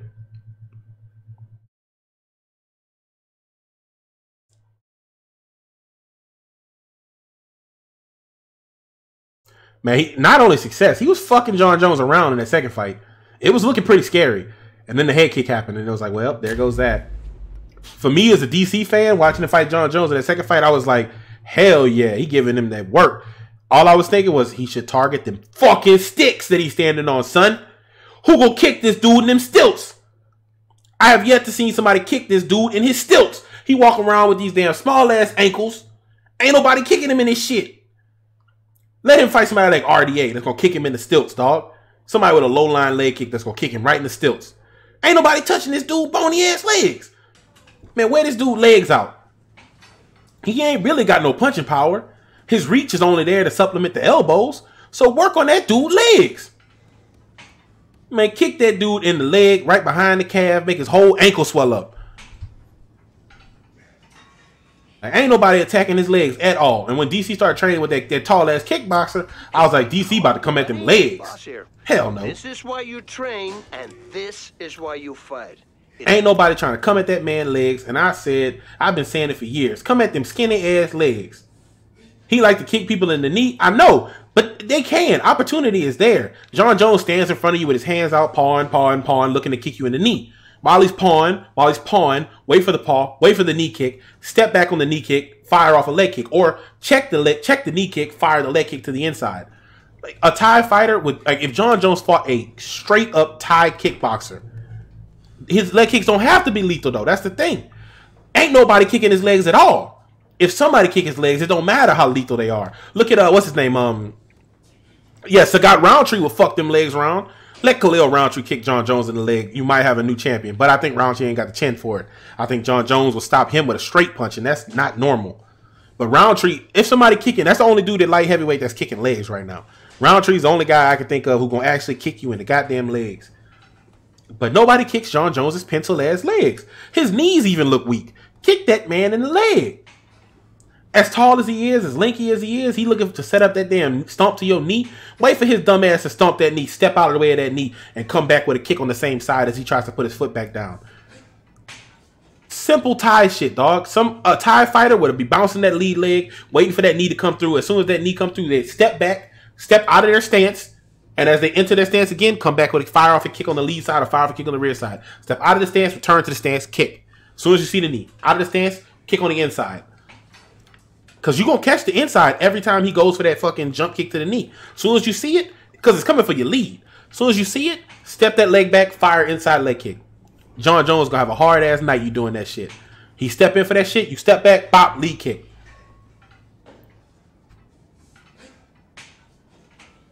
Pat Barry versus Jon Jones was the thing. Man, Pat Barry would have fucked his legs up.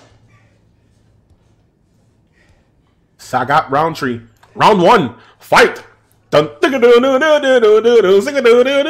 came out, man. I was like, I was all in when Roundtree came out with stomping his foot. Fight bird, knee, tiger. I was like, damn, Roundtree all in with this Sagat shit. Tiger. He was all on that man's legs with that damn Sagat shit. Oh yeah. Especially, but that's all he would be able to do. But if you kick him low enough on his legs, he's going to have... Jon Jones is a Greco wrestler. He's not a blast double, catch your leg. Jon Jones is a Greco wrestler. He's looking for upper body tie-ups, and every now and again, he tries to catch you behind the knee and run the pipe. Jon Jones is not going to catch a leg kick low and then hold it for a takedown. Jon Jones might catch a leg kick low and hit your ass with a spinning elbow. That's where you got the threat with Jon Jones. He going to catch that damn leg kick, draw it up, and spin on your monk ass with an elbow. Whose career don't reflect that? Yeah, his kickboxing career don't reflect that. I mean, let's be honest. He a phenomenal kickboxer, but he after a while he just couldn't take shots. Yeah, GSP was looking for the takedowns that were coming, the kicks that were coming to the thigh. If you kick high enough on GSP's thigh, he's gonna catch the kick and then put his hand in your face and run the pipe and trip you. Jon Jones does something similar, but he'll usually catch the kick and try to hit you while your leg is up. But if you kick low enough on his leg, Jon Jones, if you look at Jon Jones's legs, from his knee to his ankle is a long-ass distance. He got long-ass, skinny-ass legs that lead from the knee to the ankle. It's big long. So if you kick him down on the ankle, like where all these fucking lightweights are kicking people, like the bendo leg kick where you kicking right behind the calf muscle, damn near on the Achilles, he ain't gonna be able to catch that. He might not even see that. He's so tall. He might look at you square in the face and not see you throw that kick at him. Because he's so tall, he might not see it. And if you have even a decent leg reach, that kick is there for you all day. Because his hands ain't, like I said, his hands ain't really going to do you nothing. Name one person you seen Jon Jones hurt with the hands. His coach in a video that was on YouTube. That's the only person I've ever seen. Anthony Smith throws leg kicks. Yeah, he sure does. But he got froze. He did like everybody used to do when they fought Anderson Silva. They come out, Anderson Silva will start doing some dancing, some Michael Jackson impersonation, and they would just like stop throwing strikes, and nothing would happen. You know what I mean? And the same thing happened to Anthony Smith. He just stood there and waited and was waiting on what? He wasn't countering. It's not like he was waiting for an opportunity. He never did nothing. He just stood there. He stood there and looked at the puzzle that is Jon Jones and was just like mesmerized. Like, God damn, I'm fighting Jon Jones. Look at that boy. Look at how good he moved. Oh, you gonna elbow me, Jon Jones? That's cool.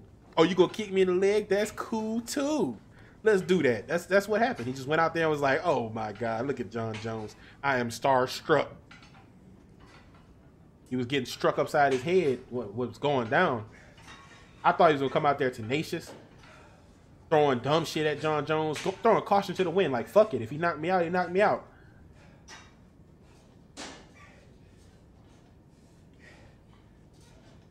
Israel fought at heavyweight. I don't know why people think he would make light. Has he fought at light heavyweight, or has he fought at light heavyweight in kickboxing? Israel. I'm typing it in Google. Adesanya. Let me type that in real quick. You know what I'm saying? We type that in real quick. See what the weights look like on the record. See what the weights look like on the record. Let's see. I'm just gonna go down to the bottom. His very first professional boxing fight, he lost to UD. Then he won 5 boxing fights after that. Kickboxing, they don't really put the weights on the kickboxing fight, so I don't know. He fought cruiserweight in kickboxing, which I think in kickboxing is like 190 something. So he fought cruiserweight kickboxing. He lost twice in cruiserweight. He lost to Simon Marcus, who's a really good fucking kickboxer. And he lost to Philippe Verdine, which is a really good kickboxer as well. So no low quality opponents. He fought some good guys. Then he went on a crazy ass run. He won like 6, 7, 8, 9, 10, 11, 12 fights back to back. And then his next loss was to Alex Pereira. So he lost to Alex Pereira by decision, right? Went up 6 more in kickboxing, 7 more in kickboxing. Then he lost to Justin Wilness, who also beat Simon Marcus for the title. So Justin Wilness and Simon Marcus, tough dudes. Champions. Not tough dudes. Middleweight champions in kickboxing, which middleweight I think is like 180 or 170, something like that. Middleweight is not as heavy as it is in MMA. So he fought Justin Wilness. Yeah. He fought at heavyweight kickboxing, but heavyweight's lower in kickboxing. It's lower weight. Yeah, he fought cruiserweight in boxing, which he could have been 76 in cruiserweight. He could have literally made the mark and still fought at cruiserweight. So, and then he fought Justin Wilness, lost a decision, and then he lost to Alex Pereira, the same guy that beat him by decision. He lost by knockout. So, left hook Larry, put him on the bed. And as far as MMA goes, I think the biggest he fought a catchweight fight at 185, 187 was the biggest he fought, but I don't think he missed weight. I think the other guy missed weight. He won a middleweight title, and then he went to the UFC. So yeah, the heaviest he's probably ever weighed in a fight was maybe 190. So him going up to 205 is pretty. It's a stretch. You know what I mean? It's a pretty big stretch for him to go to 205. Because you got to think, he's going to 205 and barely making 80. I think he weighed in at 184 for the Kelvin Gastelum fight. It might have been lower than that, honestly. Let me see his weight for the Kelvin Gastelum fight. I think he might have weighed in less than that for the Kelvin fight.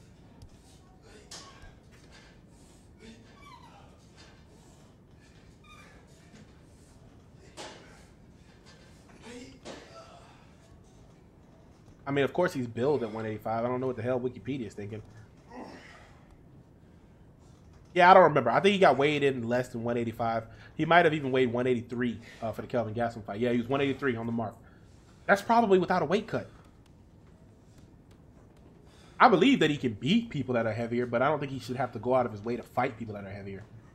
You know how much of a task it is to fight a heavier man? Look at Max Holloway. That's the exact representation of what it looks like to fight a heavier man. You might be better.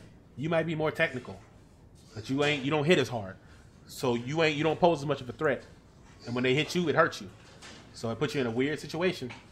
Yeah, Gastelum, that's one of the first times Gastelum actually made weight. And to be under was even better. Because Gastelum be missing 85. He done weighed in at 189 before. It's like, God damn, Gastelum, who the fuck is your coach? Yeah, I definitely feel bad for Max Holloway after that fight because it just does irreparable damage to his career. Because he was on a run, an unheard of run. All he had to do was get that win, and he was 14 fights on a 14-fight win streak in 2 divisions with 2 belts. But I'm glad Dustin got the fight. I'm glad Dustin got the belt too. I've been waiting on Dustin to finally be able to get up there to the top. Yeah, the weigh-ins, they both look similar size, and then after the weigh-ins, they really didn't. It was, but Max did not look small. He just didn't look like his power. His power just wasn't there. And Dustin's power was. Dustin's elite, and he's more refined now than he ever was before. big, strong ass lightweight, hitting people with some serious shit. There's nothing you can do about that. You getting hit with that shit like that, man. Dustin got that clapper for your ass. You let Dustin Poirier bomb off on your face, and it is what it is. Was John Cena signed to Bellator for a fight for real? But Nate hits hard though. Nate don't look like he hit hard. Nate hits hard. Even Nick will say that Nate hits hard. Nick will put softer punches on you just to keep punches on you, but Nate will try to bomb you. It don't look like he bombing off because he got them pencil ass arms, but Nate be throwing shit at you. Baseball pitches. They just announced that John. Hold up. Let me Google this. If John Cena dumbass really think he about to go over there to Bellator and win a fight against a real fighter, he lost his goddamn mind. He a big motherfucker though. I ain't gonna lie to you.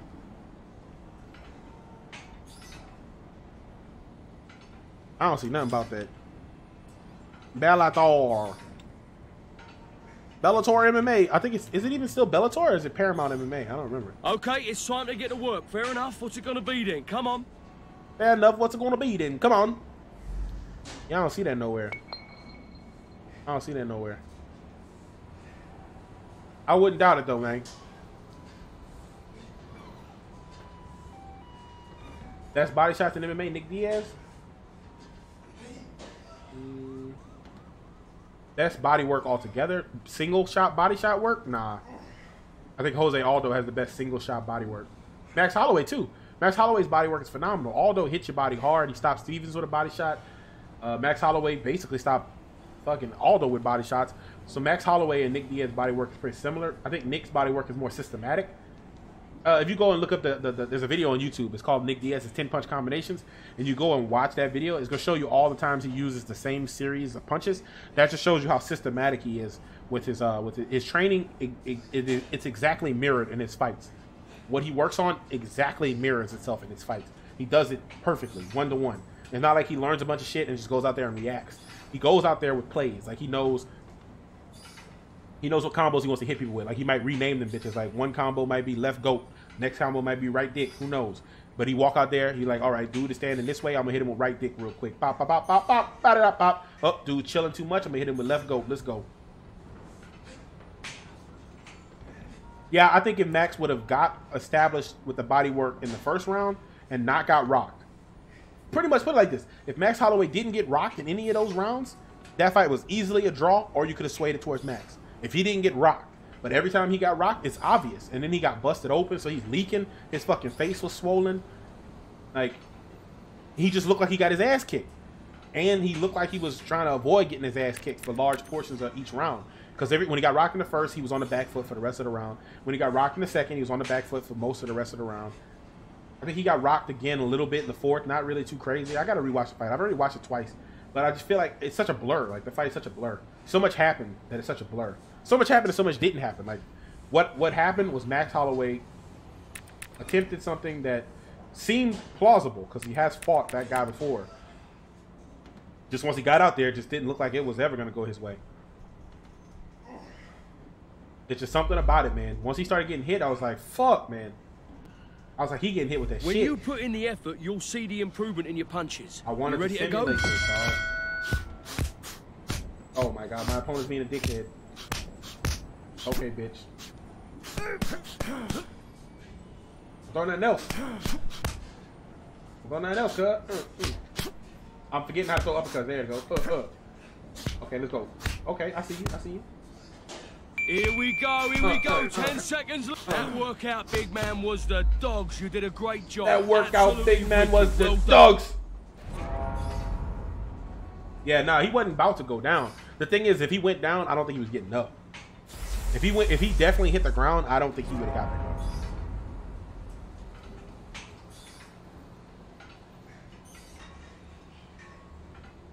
No, it definitely didn't reflect that at all. Because he looked like he got fucked up. His face was bloody. I don't think Max Holloway's ever bled in a fight before. His face was swole the fuck up. I don't think he's ever gotten, like, he's been stunned in fights. Like, against Aldo, he got stunned. He ran backwards and was able to recover. Against Conor, he got stunned, but Conor was, it was a different time period, really. Lamas looked like he stunned him a little bit with some hands. What's his name? Brian T City looked like he stunned him a little bit, but he was definitely on the ropes with Dustin. It wasn't no ifs, ands, or buts about it. His ass was hurting. He wasn't looking for a way out, but he sure as shit wasn't trying to get hit. I don't think he would have ever laid down and just took it. I don't think it's in his nature. Because if anybody was hitting him hard, it was definitely Dustin. But the difference is when Aldo hit him hard, he wasn't able to connect again. Dustin hit him hard. Dustin was able to continue to connect. And then we saw Shades and Max Holloway kind of falling into his old self a little bit. Like when he went for that flying knee that close to Dustin and got grappled, I was just like, man, you did this shit the first time y'all fought. Like, what the hell are you thinking? Like, I hadn't seen Max Holloway throw a flying knee in since maybe once he fought Cub Swanson.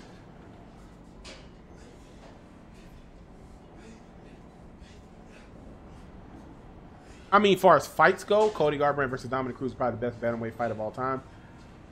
But as far as being like the greatest bantamweight fighter, I don't know, man. He ain't got no chin. He ain't got no chin, and he likes to trade with people. Have a good trip, Twinkle Toes. Come back whenever you want, you know, some more punishment. Yeah, I said it on Twitter. Bless ya.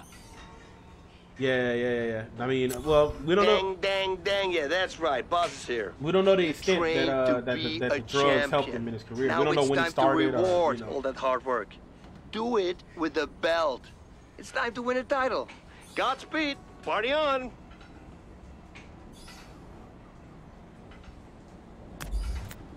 Man, you really can't judge a book by its cover in this world, right? You can look at somebody right in the face. Exactly. You can't accidentally inject yourself. You can't judge a book by its cover in this world because you can look somebody in the face and they can be clean cut by every definition of the word. They can try to make you believe everything you want to believe about them, but then they can just backdoor on you and do some fuck shit.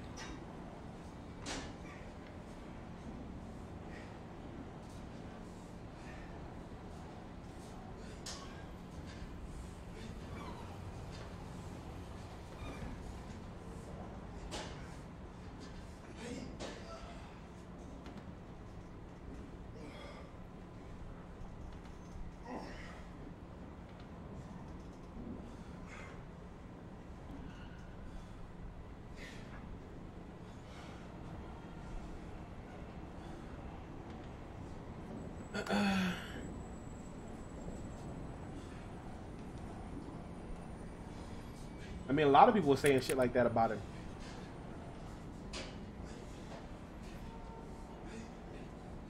You have a good idea to get the best out of the box office? What you mean?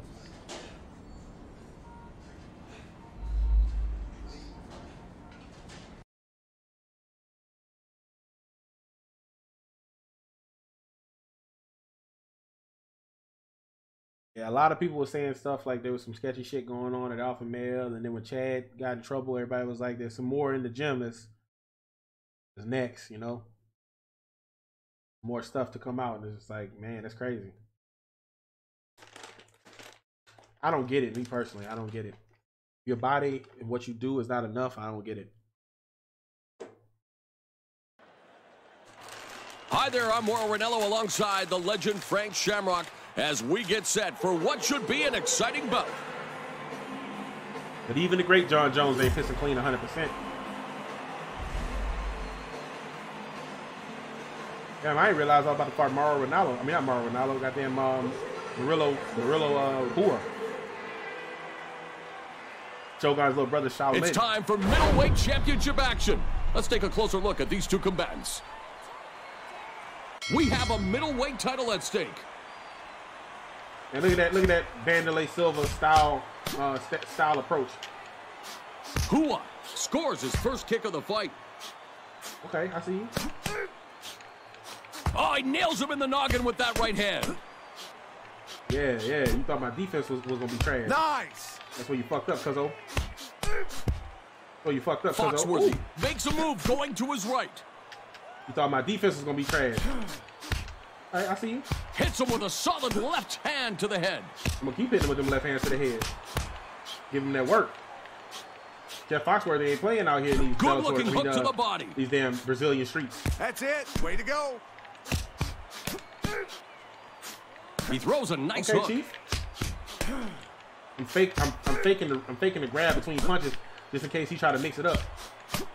Hua is a Muay Thai wrecking machine. Why is Muay Thai known as the science of 8 limbs? 8 points of striking, Moro. Fist, elbows, knees, and shins. You got to watch out for each one. He guarding everything to the head. He don't want nothing to the head. Yeah, too bad. Too bad, cuzzo. He continues to dish out the good old-fashioned all over your shit. And he is really Foxworthy. It's the winner. He defeats the champ, and he did it via TKO. Exactly. What a fight, and what a way Foxworthy to is the winner. Champion. Now here's a chance to revisit some of the action from the yes, previous indeed. frame. Foxworthy ain't playing with your ass. Foxworthy is not playing with your ass at all. Ladies and gentlemen, the winner by technical knockout and the Technical knockout? That ain't middleweight champion, Jeff Foxworthy. Jeff Foxworthy. Let's go, baby. Liga do Combate belt. That just means I'm on my way. That just means I'm on my way. I'm trying to do great things out here in these streets.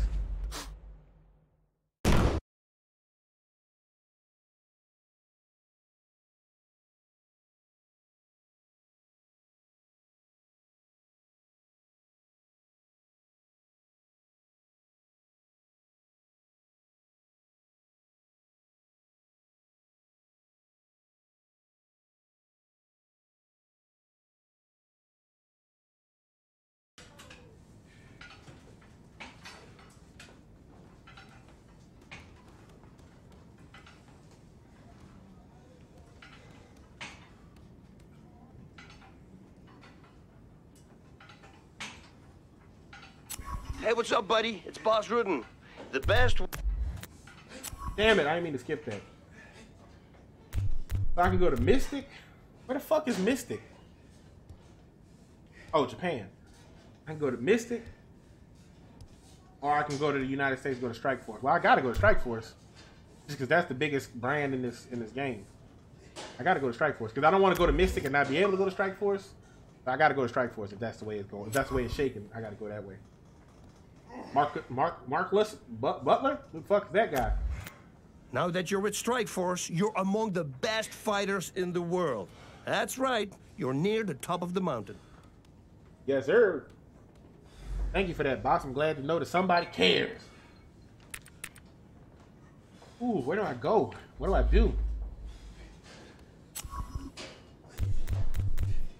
I haven't been to ballistic boxing. I think one of my hand powers is at max. I probably should go work on my kicks, man. I was kicking dude in the belly and it wasn't really doing him nothing. So I'm gonna go work on my kicks real quick. Like Cody Garbrandt, man. He let I knew Pedro Munoz was gonna give Cody Garbrandt a hard look because I knew Pedro Munoz was willing to trade with just about everybody at bantamweight because he used to be a featherweight if I'm not mistaken. He got a big ass head too. So I figured he was gonna want to trade some punches with that big ass noggin. And I knew Cody couldn't take punches if they were trading, so I thought if Cody kept it clean, he was going to knock Pedro Munoz out with the speed, swiftness, and ease. But I figured if he wanted to trade, Pedro Munoz got a big-ass head. And I think if they trading, they got different head stats altogether. Not just chin, head stats. Are you ready to start the exercise?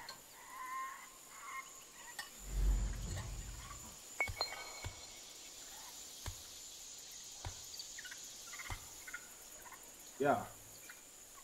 I've been stressing, yeah. I've been really tripping, baby. Learn my lesson, yeah. Still need you to listen, oh, baby. I've been learning that flying knee so I can cheat. It's time to get started. Knock your opponent down to succeed. You can only use kicks. God damn it. Not this again.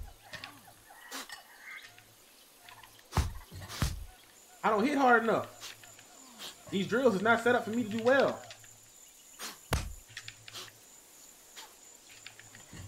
I be trying to dash up and kick him. Oh, he tried to hit me with the flying knee, old bitch.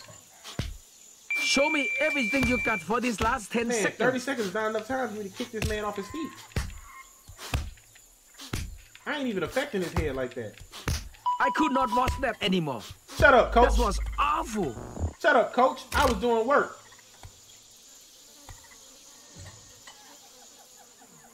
Are you ready to start the exercise?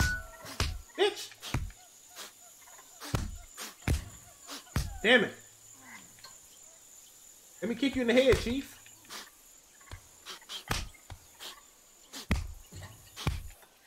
Let me kick you in the head, dog. Go strong to finish. Man, I ain't gonna be able to learn nothing until I get my kick strength up. I just ain't kicking hard enough. What was that? I ain't getting. I I'm gonna get my expect kick set everyone up. in here to keep 100%. Yeah, I'm kicking like 20%. You're no Chief. different. I'm only kicking like 20%, my dog. I'm gonna have to do some. I'm gonna have to do some of this, get my kick power up, man, because I ain't kicking hard. I ain't kicking hard at all.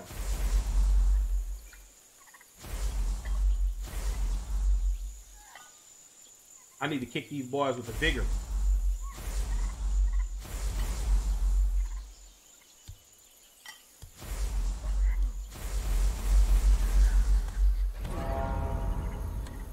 Okay.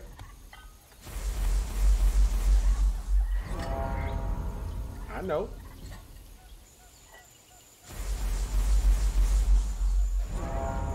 My right foot getting up there. Before you know it, my kicks Don't gonna wait actually too be a long to threat. come back. All right? Before you know it, my kicks gonna actually be a threat out here. Hey, what's up, buddy? It's Boss Rudden. You know, I realize you might be feeling pressure about being an undefeated fighter in a new league, but remember, your record is why you're here. You belong here. Godspeed and party on.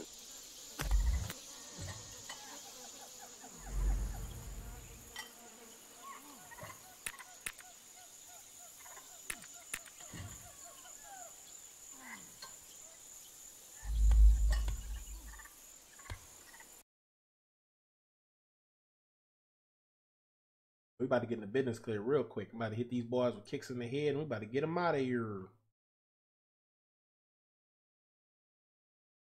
Yes, indeedy. I added my chat to the screen. I don't even know when I did that. I was trying to change my notification alerts.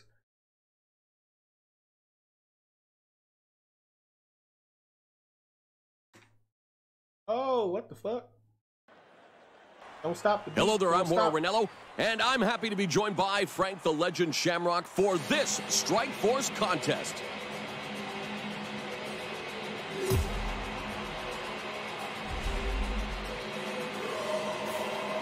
I don't know nothing about that music. All right, here is the tape of the tape, and it's brought to you by Rockstar. Are you ready? Yeah, I'm ready. Are you ready? Yeah, he ready. Let's get it on. Let's get it on. We begin this fight. Oh, shit, my man. Coming out guns blazing. Foxworthy has worked a long time for this moment, his Strikeforce debut. Of course, he'd like the best possible outcome so he can look back on it with pride. Kick you in your head, you fuck with me. Oh, my God, he got the takes him takedown. right down to the canvas. And that, Mauro, is how you take somebody down. Power double, through the hips, and straight to the canvas. I'm trying to kick you in the head, Chief. Foxworthy is Oh, my capable God. of mixing it up style-wise, but what's his foundation? What does he fall back on in times of trouble? You can tell what this guy's strengths are just by looking at his stance and his nose. This guy's a boxer. This guy knows His how nose? to punch, Bitch, move, and you counter. trying to say my nose fucked up? Good. Get that ball in a combo. Oh, oh, oh, oh, oh. Okay. You about to get blended on, Chief.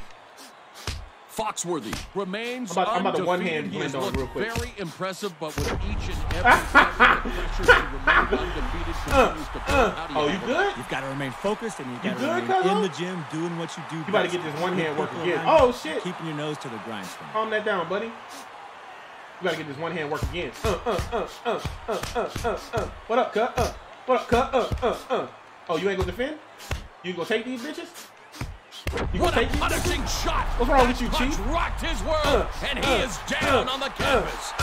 Get out of here. Foxworthy gets the victory. He's earned the right to celebrate with a very impressive TKO. What a finish to an amazing fight. He loves to get his wins with beatdowns. He has awesome grounded pound. He loves ground and pound. Yeah, I've definitely finished a lot of people on the ground, but mostly because I finished them standing. They fall face first, and I just go ahead and go to work. Let's throw it back up to Jimmy Lennon Jr. for the official decision. I ain't sleeping shit with no running overhands. Not yet. I gotta catch me one, man. I gotta catch me somebody flat. Nice, flat, clean, and cold.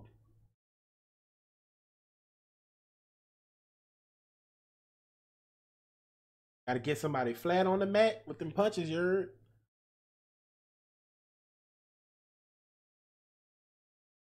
Oh, man.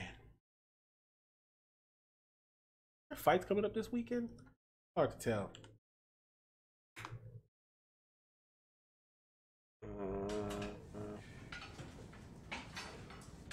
At the 20th? So yeah, there's fight Saturday. Overeem's fighting Alexic Olenek. Islam Makhachev's fighting Armin Tusavan. I don't know who that is. Sergey Pavlovich Hey, my fighting friend, it's the boss. Marcelo Gomes. Man, you knocked the hell out of him. When you finish a fight like that, you make a statement. Great fight. Antonita Shevchenko is fighting against Roxanne Modafferi. That's a weird fight. Why the hell would they book that? Yeah. Fedor had good power in this game. King Mo had good ass power too, though.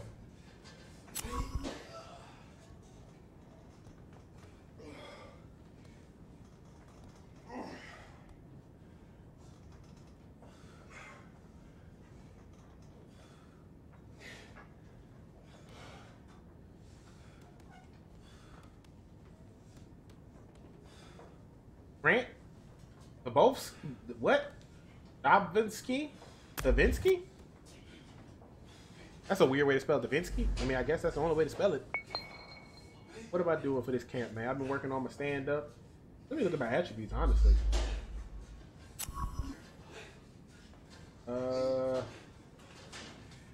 My foot speed ain't shit. My kick combo speed is alright. My movement speed is alright. My punch range is really good. My power is max on my right hand, but it's alright. My kick range ain't shit. My hand speed is pretty good. Max, I think. My punch combo speed is definitely max. My stand-up left foot power is trash. My right foot power is decent.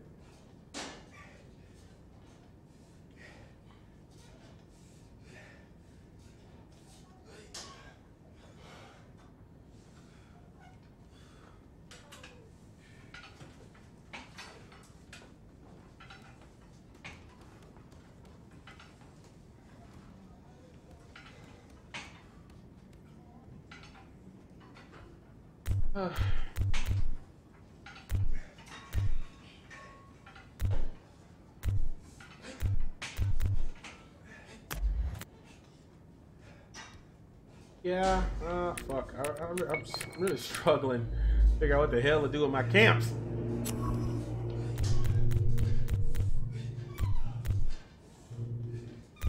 There's still so much like wrestling shit that my fighter ain't good at. That I should probably be going somewhere to get better at. Where the hell do I go? Let's go back to Bushido, man. Maybe they got some drills that can help me get my my ground stat up. I need to go get that ground stat a little bit higher.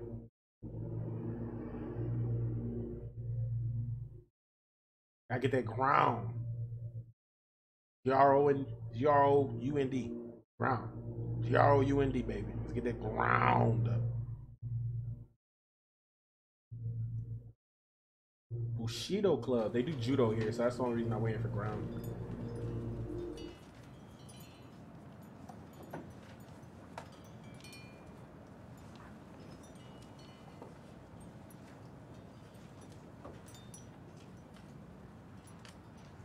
Here is the chance to push yourself.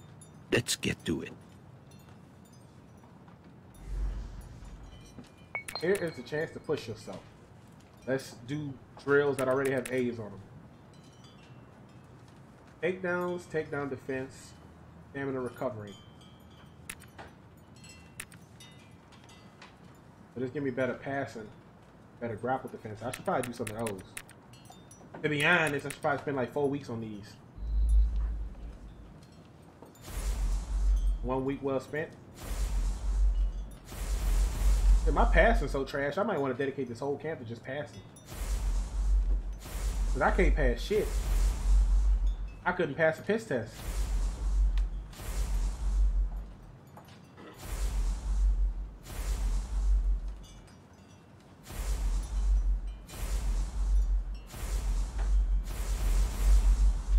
My passing still ain't shit. Have a good trip. Come back whenever you want. Maybe I should have went to Hey, Brazilian boss Jiu-Jitsu. here. I always enjoy spending time in Japan. I'm glad you put in the work while you were there. All right, talk to you later. Yeah, boss, I did what I could. I ain't just go over there to play. Shit, I was in them Japan streets, but I wasn't playing. You heard me? I was doing real work. Even when I wasn't working, I was working. You heard me? Jeff Foxworthy was out there making a shape. Did a couple comedy shows and everything while I was out there.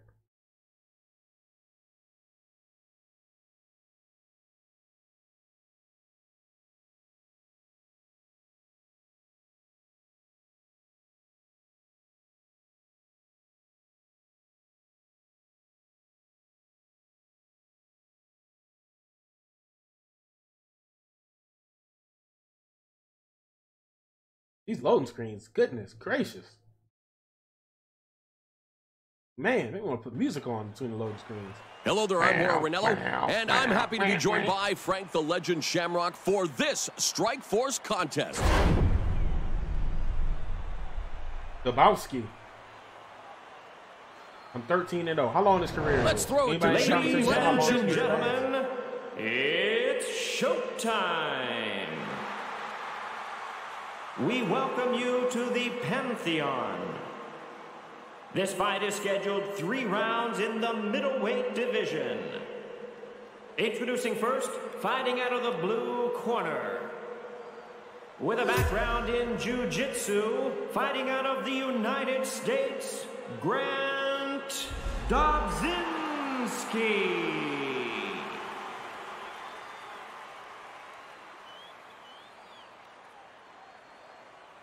Davinsky. And now, Are you ready? introducing his Are opponent, you ready? fighting out of Let's the get it red on. corner. And this fight is My officially man Jimmy started. Lennon Jr. was still announcing the fight, and I was damn near about to fight. I don't know where he was standing. He must have been inside the damn octagon. Nicely done as he makes All right, himself Dabowski. elusive. Bag, cuz. Good Oh, roundhouse shit, I kick. see you. That's it. See you. Way to go. Yeah, look, you hear my coach? It's the Japanese coach.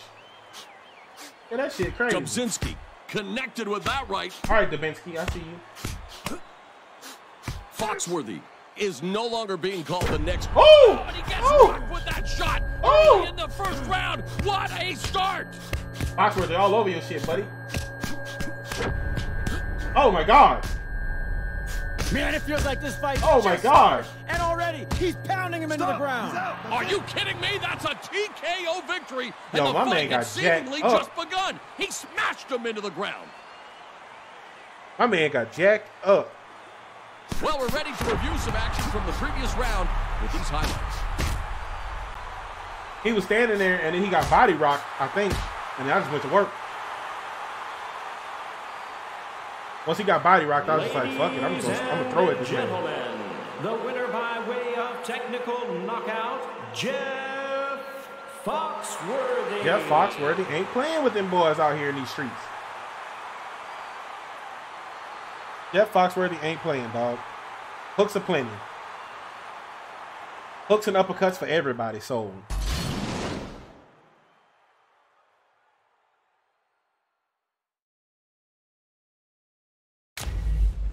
Yeah, man. Jeff Foxworthy all over these boys, man. Swinging all kind of hooks at these men. They can't do nothing about it, neither. Once I start hooking off, it's over with. My stamina don't even run down. I just be throwing 1,000 punches. Elite MMA, Boss Ruben's Gym. Let's go.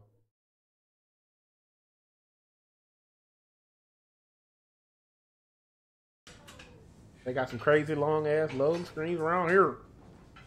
Body blow, strikes to the body also wear down your opponent's stamina. Yeah, that's true. That's not just an MMA fact. That's just a fact of life.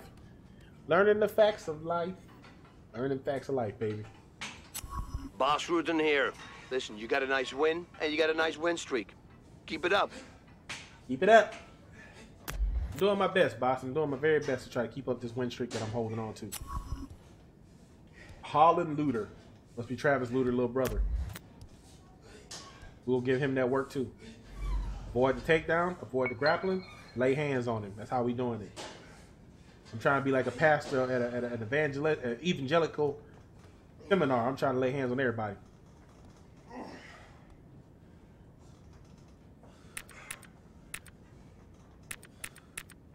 I should probably travel again. I got the money for it. I don't need to be cheap. Go work on my jiu-jitsu, man. My jiu-jitsu. I'm trying to be Benny Hinn out here, man. I'm trying to lay hands on everybody.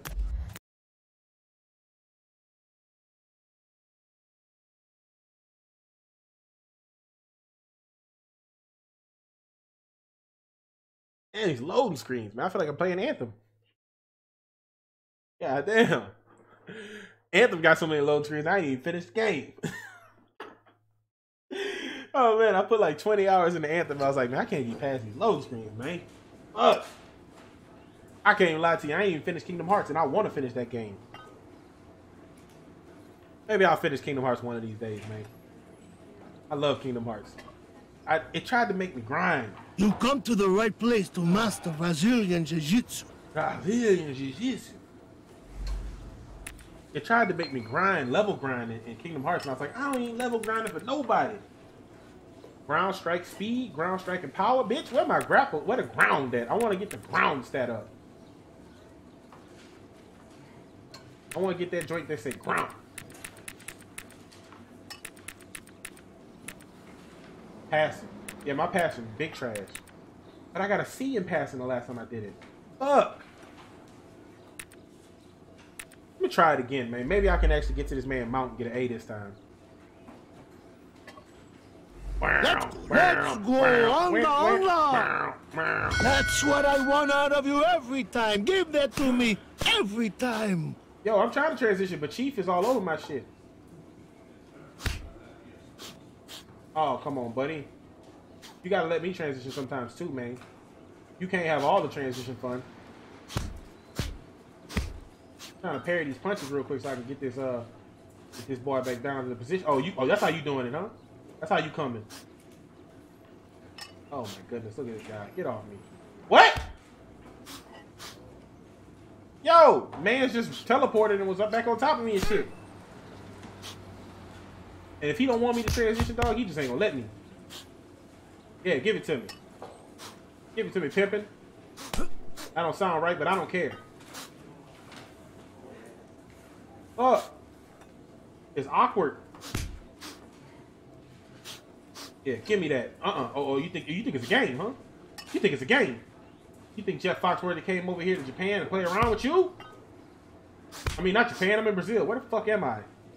I ain't come all the way to Brazil to hug you on the mats and shit. I'm trying to pass. I'm trying to get all up in your side guard. I'm trying to get all up on top of your mount.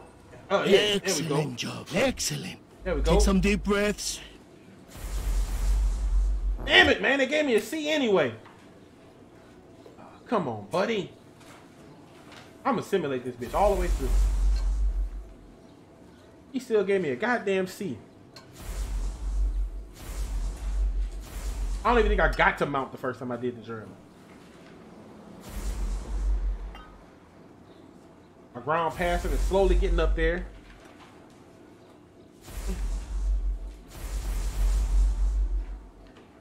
It's possible. Ugh, man, I don't want to see that one again. Yikes. I don't want to see that one again for either one of them. God damn. Good luck in your next fight, all right? They was taking some bumps and bruises, Ron. I don't think I want to see them dudes fight each other. Hey, buddy, how you doing? This is combustible elements. Raimundo told me that you've been doing great. I just want to call you to say, keep it up. Thank you for calling me, Boss Rudin. You call me after every camp. You wait 8 weeks and then you call me. And then when I beat somebody up, you call me, you talk to me then. Well, you don't even talk to me. You leave me a voicemail. You don't even like let the phone ring all the way through. You just leave me a voicemail.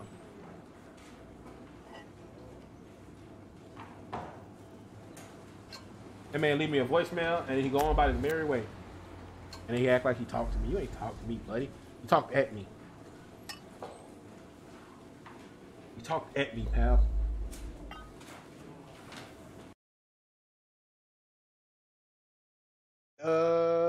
I can see it. I can see it happening. I really wanted Romero versus Paulo Costa, though. That's the one I really wanted. Maybe because Jacare's fighting Jack Hermanson.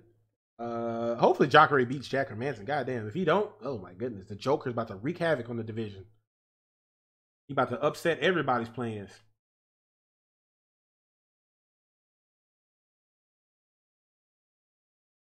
But Jack Hermanson ain't been playing with nobody, man. He been getting in there and getting people out of there. Y'all fuck around, Jack Hermanson gonna make his way to the belt. Are you ready? Are you ready? Let's get it on! So what's going on? This bout is underway.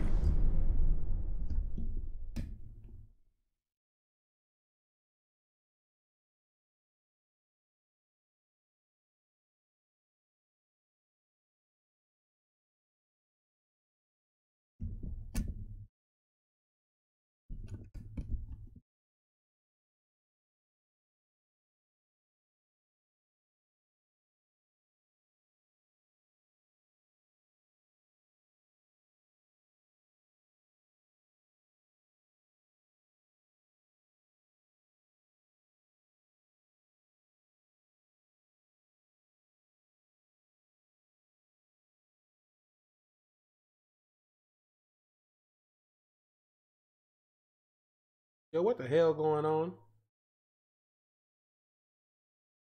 I ain't got no damn game audio. I can't hear nothing. Come on, bitch.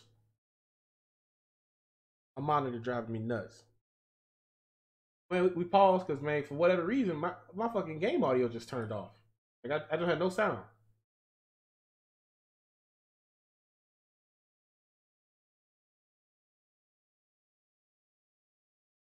Yeah, I don't know what the fuck is going on right now.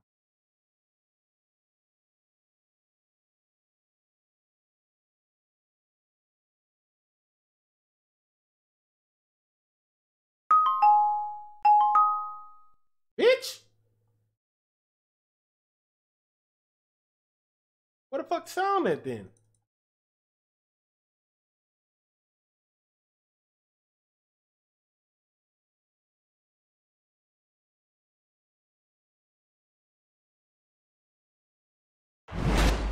What the fuck? Don't go straight back.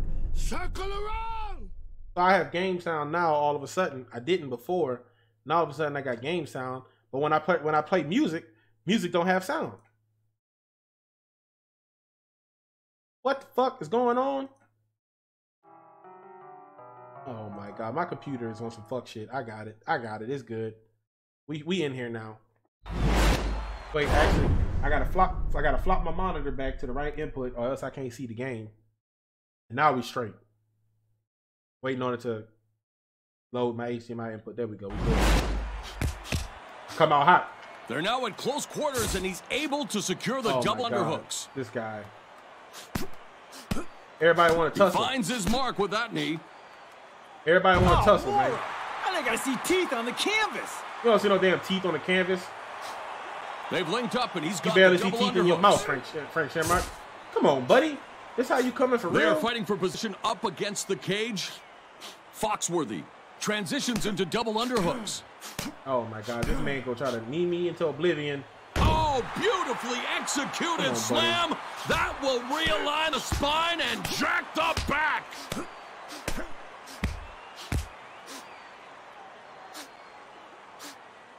Oh my goodness, this guy want to try to submit me and shit.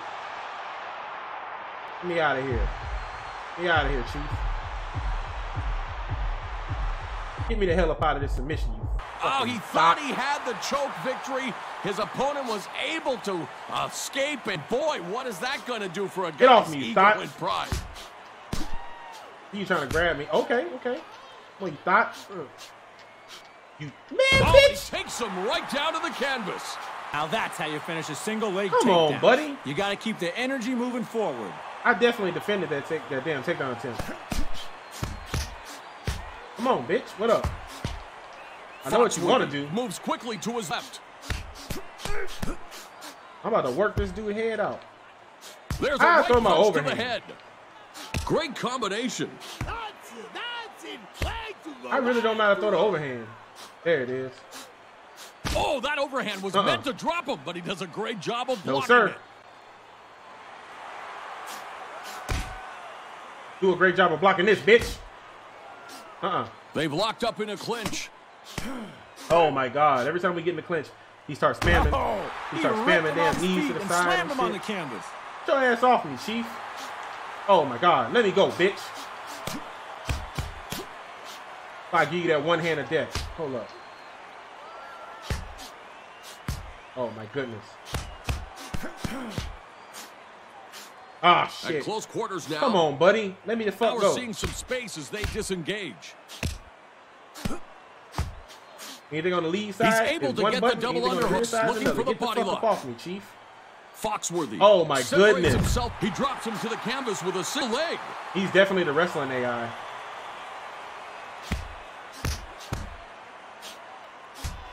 The wrestling AI be all in with the takedowns. He connects with a kick to the body.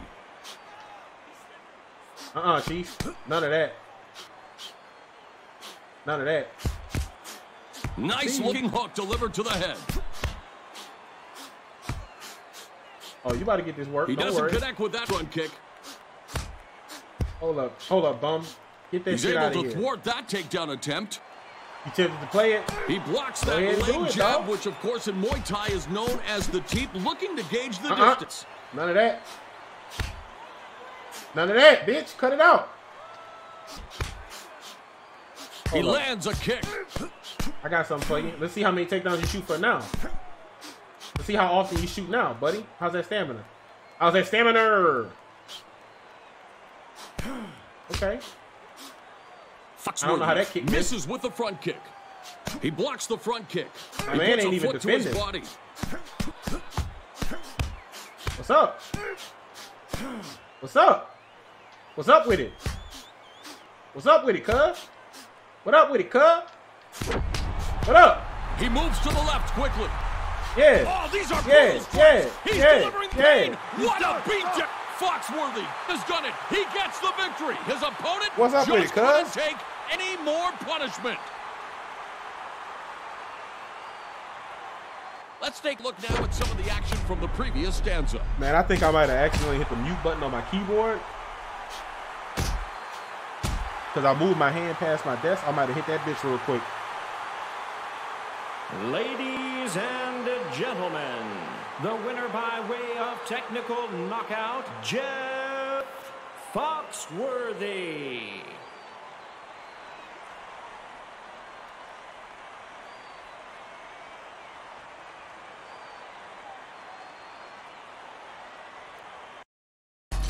Yeah, Foxworthy, baby. All over these dudes' heads. Fake Vanderlei. Yeah, with the Vanderlei stance, the wide arms. Man, that dude was 100% the wrestling AI, man. That man was spamming shit, going nuts.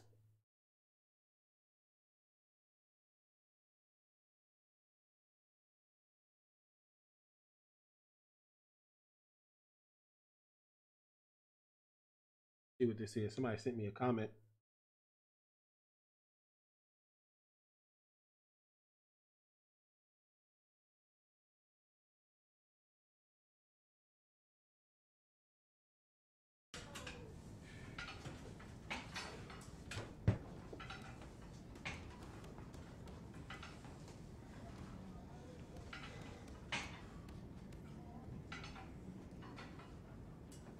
Who had hair bald? Hey, what's up, buddy? Boss here. Yeah, he You've did. got You're yourself right. a nice win streak, my friend. Now, training hard will help you maintain that streak. So let's get to it. Okay, I've heard that audio line before. I've heard my man say that shit to me on the phone before. He done left the same voicemail twice. I'm starting to forget what he starting to forget. Can't come up with no new shit no more.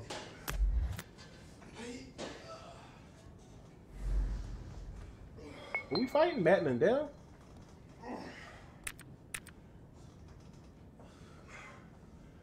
I still feel like my ground ain't shit. I really don't know how to grapple in this game, but I feel like my ground ain't gonna help. I feel like the stat itself ain't gonna help, man. I need to be able to pass better. I need some more ground passing stat. Get my passing stat up a little bit more. Do I have something left to drink in this cup? No, I don't. Oh, man.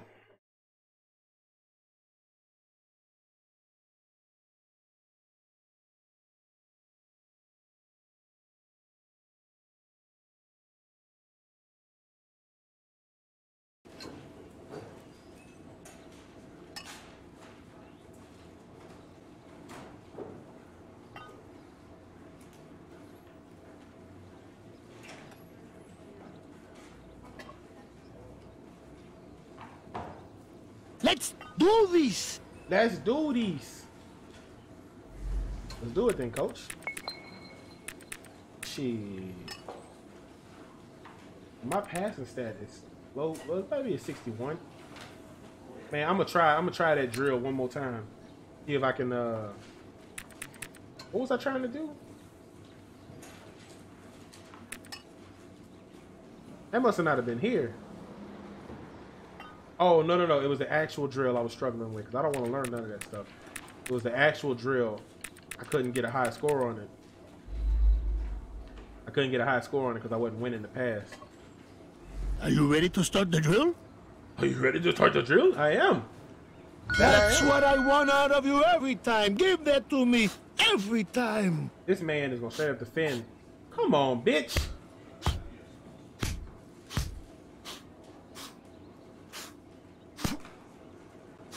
Oh.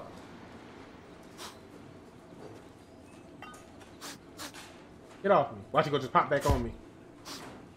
That shit wild. I'm striking the pass, passing the strike. Why the fuck can't I pass? Oh my god, this guy.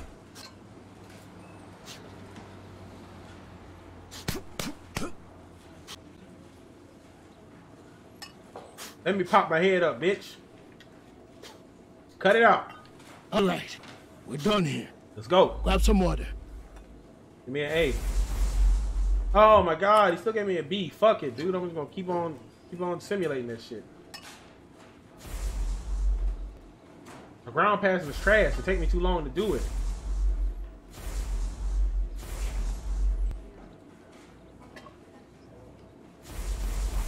I guess grappling defense kind of acts like your ability to stop people from passing. So, I mean, what I was saying earlier about stats, this game kind of already has that. Where your ground defense stat is just how you defend on the ground, how you maintain positions and shit like that. And then your passing is how you actually successfully move. So it's like ground offense versus ground defense. Or transitional offense versus transitional defense.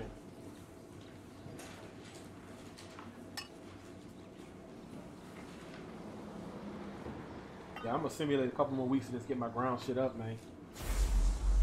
I'm trying to be able to cut through people's guards like butter if I got to. But them dudes that don't want to let me up. Have a safe trip. What's up, what's up, what's up? Damn, I didn't mean to skip that. I didn't mean to skip that.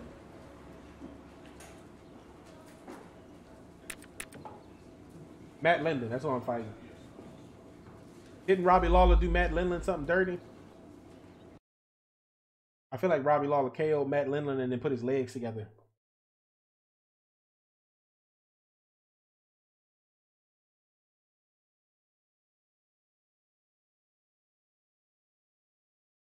I think he's a boxer. I mean, I really don't remember selecting, but I'm pretty sure they call me a boxer. I don't remember ever selecting anything.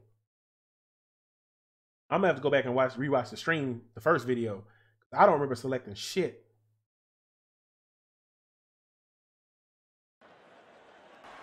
Hello there, I'm Mauro Ranallo, and I'm happy to be joined by Frank the Legend Shamrock for this Strikeforce contest.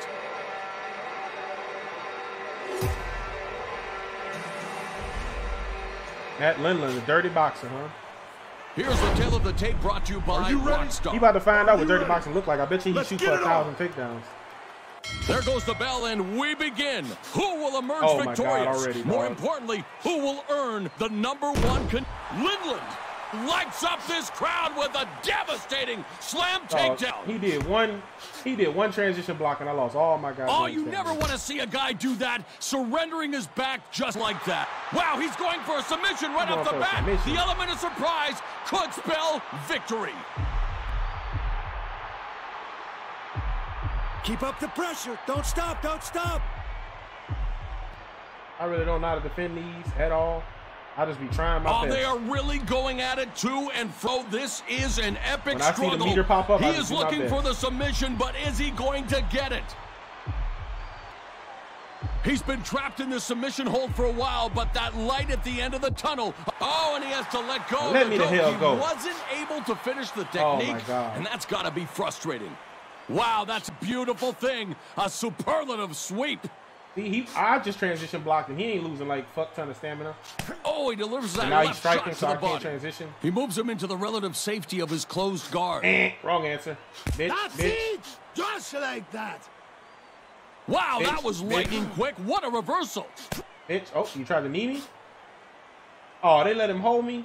Beautifully executed right hand to the head. You better kick me off. All you gonna do is reach for the clinch anyway. He slips the strike and avoids any damage. It fatigues you when you miss with strikes. That's why it's so important to slip. How do I change stances? Oh, there it is.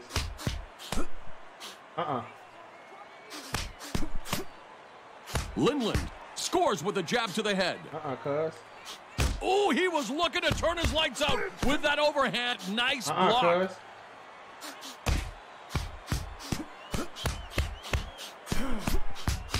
You gotta get this combination, dog. You gotta get this work.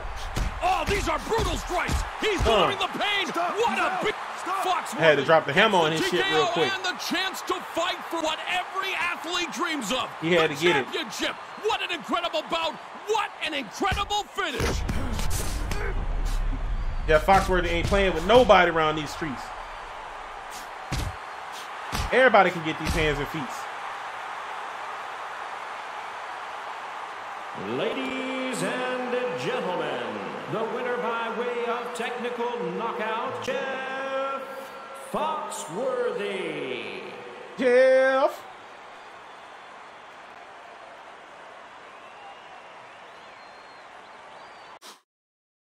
Jeff Foxworthy ain't playing with him.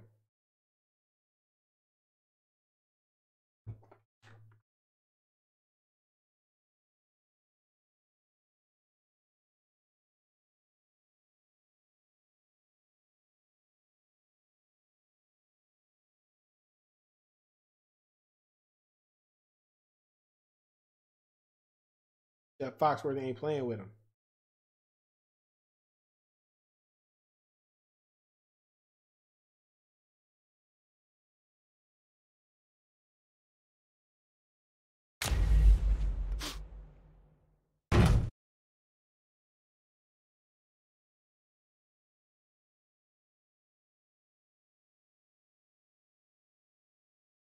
Oh, man.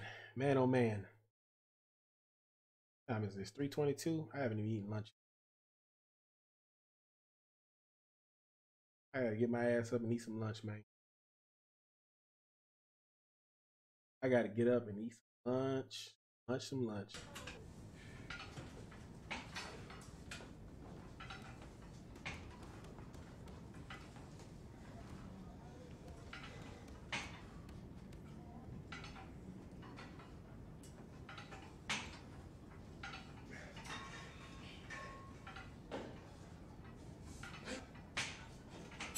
What's up, my friend? El Guapo here. I heard it's time for a championship fight. You've been training hard for this moment, my friend. You're going to earn yourself a title. Godspeed. Party on. Gonna earn yourself a title, you heard? I put in the work before I get to the belt. And Scott Smith, he got power, so I really can't just fucking... I can't go in there guns blazing with this one. He might pack my shit with the swiftness because he got power. Man, my stand-up really ain't all that great. I'm gonna travel. Go work my stand up, get my stand up all the way up. My stand up is alright, but I feel like like him having an 82 over me having a 70 something, that's not gonna work too well. I do got some power, you know. I can lay some leather down, but I ain't trying to be sleep. I ain't trying to be sleep in these streets, you heard? But that's all that's gonna happen. He gonna sleep my shit. I ain't trying to have him do that to me. I ain't trying to lose by KO.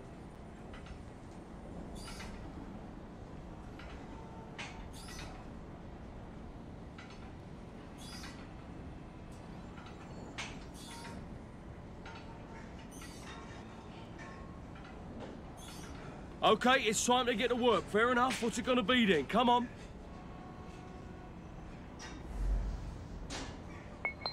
Special moves. Bitch, like what? Catch kick? Why would I learn that from a boxing gym? That don't make sense to learn from a boxing gym either. I mean, but he did say it's an MMA gym that specializes in boxing. So I guess you could learn some shit like that from an MMA gym that specializes in boxing. My chin, my gut. This is stuff I felt like I needed to worry about.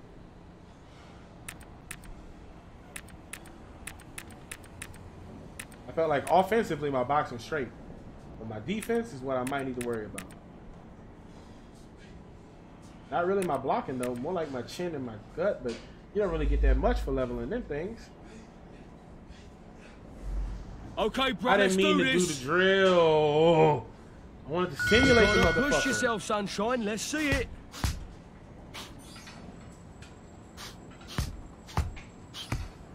Come on, buddy.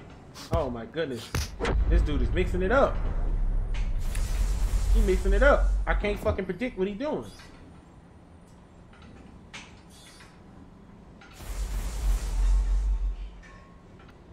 I couldn't predict what Mans was doing at all. I kind of want to play it again just so I can practice parrying.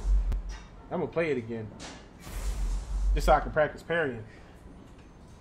But I don't get to parry it often. Brother, let's start it up.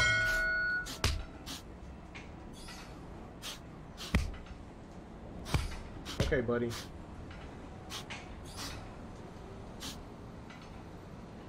Oh shit, he got me. I'm trying to predict him and I'm not trying to wait and see it.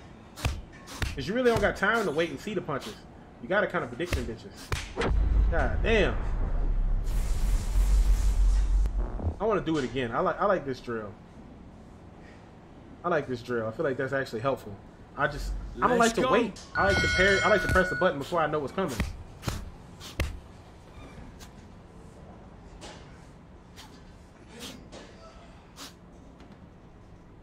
I'm trying to limit his offense to just one side. That way I can predict it easier. If you go too many different directions, you offer up different sides.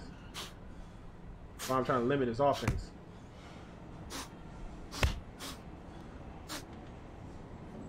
Well, I can't strike. I can only parry. Gotcha. Hit.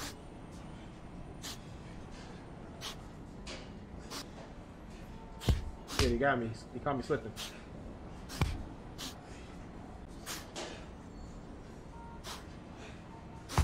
Uh-oh, he catch me slipping. He catch me slipping. I got him.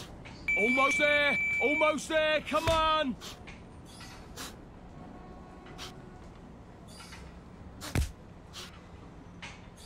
That was a wicked workout, big fella. Got him. Well done. Good job.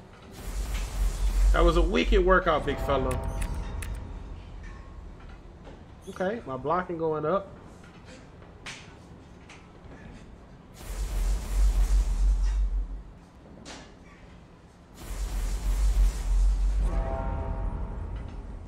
Have a good trip, Twinkle Toes. Come back whenever you want, you know, some more punishment.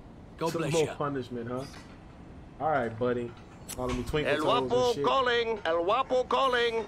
All the hard work is gonna pay off tonight. This is your night, not his. Your night. You're gonna take that belt tonight home. Okay, I'm gonna do my best. I'm gonna do my very best, man.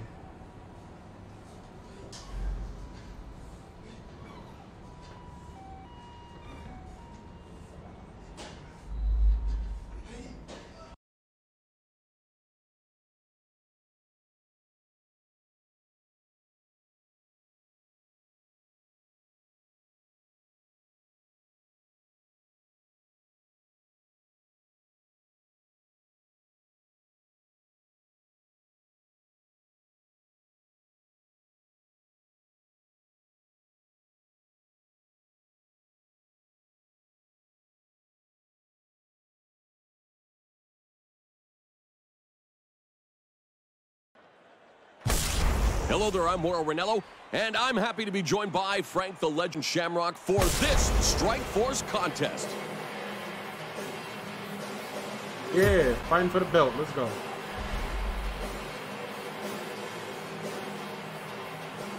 I gotta skip all this, man. I don't know what none of this music is. The middleweight championship is up for grabs. Here's the number behind the fighters. I'm 16-0. He's 32-14. Jimmy Lennon Jr. I'm KOing everybody. The middleweight championship is on the line. He coming at me. He coming at me square he found already. his target with that high kick. I told you he was gonna come at me square. Smith God damn. He coming at me big squares. Oh my God. What a start! This fight coming at me square, man. Before it You better really get up gets off started. me. Hold up, Chief. You about to try to grapple me, bitch? Oh my God. Now you want to grapple. Oh, come on, buddy. Good. Ooh, great job in slipping that strike. Great movement is hard to maintain as the fight goes deeper. No, it's ain't. crucial to keep slipping and frustrating your opponent. It ain't in this game. Smith went over the top with that punch. Chief. Oh, he lands a punch. Okay, I see you. Yeah, keep him coming. It's hard to tell which hand is going to be which when I go to parry. He nails him with a lethal left. What up, cuz? I saw you trying to rev up for that overhand, but that ain't going to save your ass. These hands and feet is coming for you now. Okay, bud, I see you. Hits him with a solid left hand to the head. Look. Oh, he's put together a nice combination here. He ain't got no stamina. He can't even move. But he's parrying every goddamn thing. Foxworthy shoots out the jab. That's it. What up, Just Chief? like that. See, I got the British guy in my corner now because He throws a nice jab. That's The jab a nice sets touch. up every other punch and every other drive. Bitch! Oh, wow, he clocked him. Yeah, what up, cuz? What up, cuz? Yeah, you thought it was game. You thought it was a game. Solid shot. You thought it was a game, Chief. To the canvas. The champ is on the canvas. You thought this shit was a joke. You thought this shit was a joke, cuz. I got that real power. This crowd. He's won via TKO, and guess what? He is now the champion. He is simply He thought this was a game. He thought it was a game. He thought I was playing. Revisit some of the action from the You know, previous frame. he had his little moment because I was trying to parry his hands, but I really wasn't. I was guessing wrong.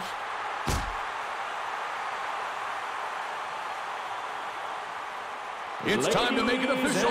Here once again is Jimmy Lennon Jr. By technical knockout and the new middleweight champion, Jeff Foxworthy. That's right, baby. Strikeforce belt. Let's go.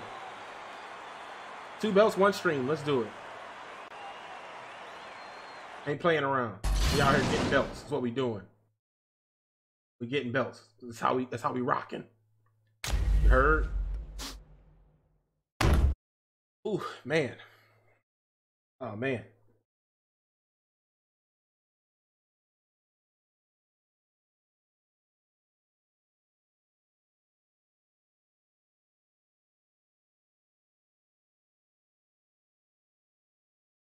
Pain perception threshold is the point that what? I didn't get to read all that. That shit was all scientific and it flew by.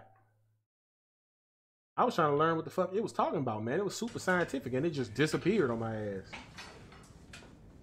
Inyaoki is known as the Toboggan Judan. Translates to the master of flying submissions. Okay, I got you. Yeah, he is pretty goddamn good at flying submissions. I ain't gonna lie to you. Oh, man. Oh, man. He is really good at flying submissions. I got to get up and eat, so I hate to do it to y'all, but I'm about to go ahead and end it with a 2.5 hour stream. Well, 2 hours and 40 minutes, something like that, give or take. Something light. We came in as Jeff Foxworthy. I think we only had 8 fights. Only the best become champions, so now you are one of the best. Congratulations. Thank you. Thank you. Thank you. I appreciate that. My next fight's against Jake Shields, who's got submissions up the asshole. All I got to do is keep my ass off the ground. Keep my submission choke defense. I got to work on my choke defense for this next camp. I got to remember that when I come back to the game. And my choke defense ain't going to get me through unless I get that shit all the way up. Because I do not know how to, I don't know how to play the choke submission game. Offensively or defensively. I don't know how to play it. So I just be doing shit and hoping that I survive. Like I wait for it to come up on screen and I'm like, follow it. Follow it.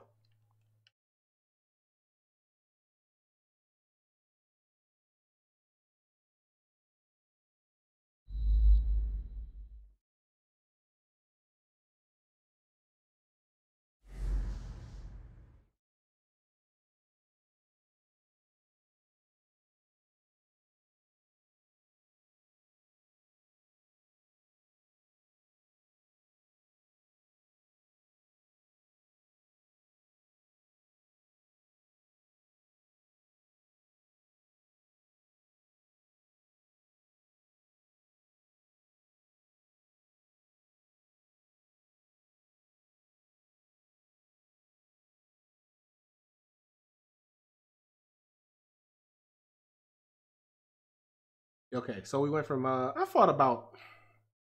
think I fought 8 fights on the first stream, and I fought 9 fights this go around, so nothing too crazy. I don't want to like grind my gears and play it too many hours back to back, and not I like them to be short and concise. I feel like that's gonna work out best for these. I feel like short and concise gonna work out best for these. But we fought 9 fights, you know. I'm gonna see y'all on the next one. Most definitely should be tomorrow. Unless for some god awful reason I just don't want to do nothing. Unless I wake up tomorrow and I'd have to feel real bad to not want to get anything accomplished. If I wake up tomorrow and don't want to do nothing, that'd be the only way I don't get nothing done. But it's been fun.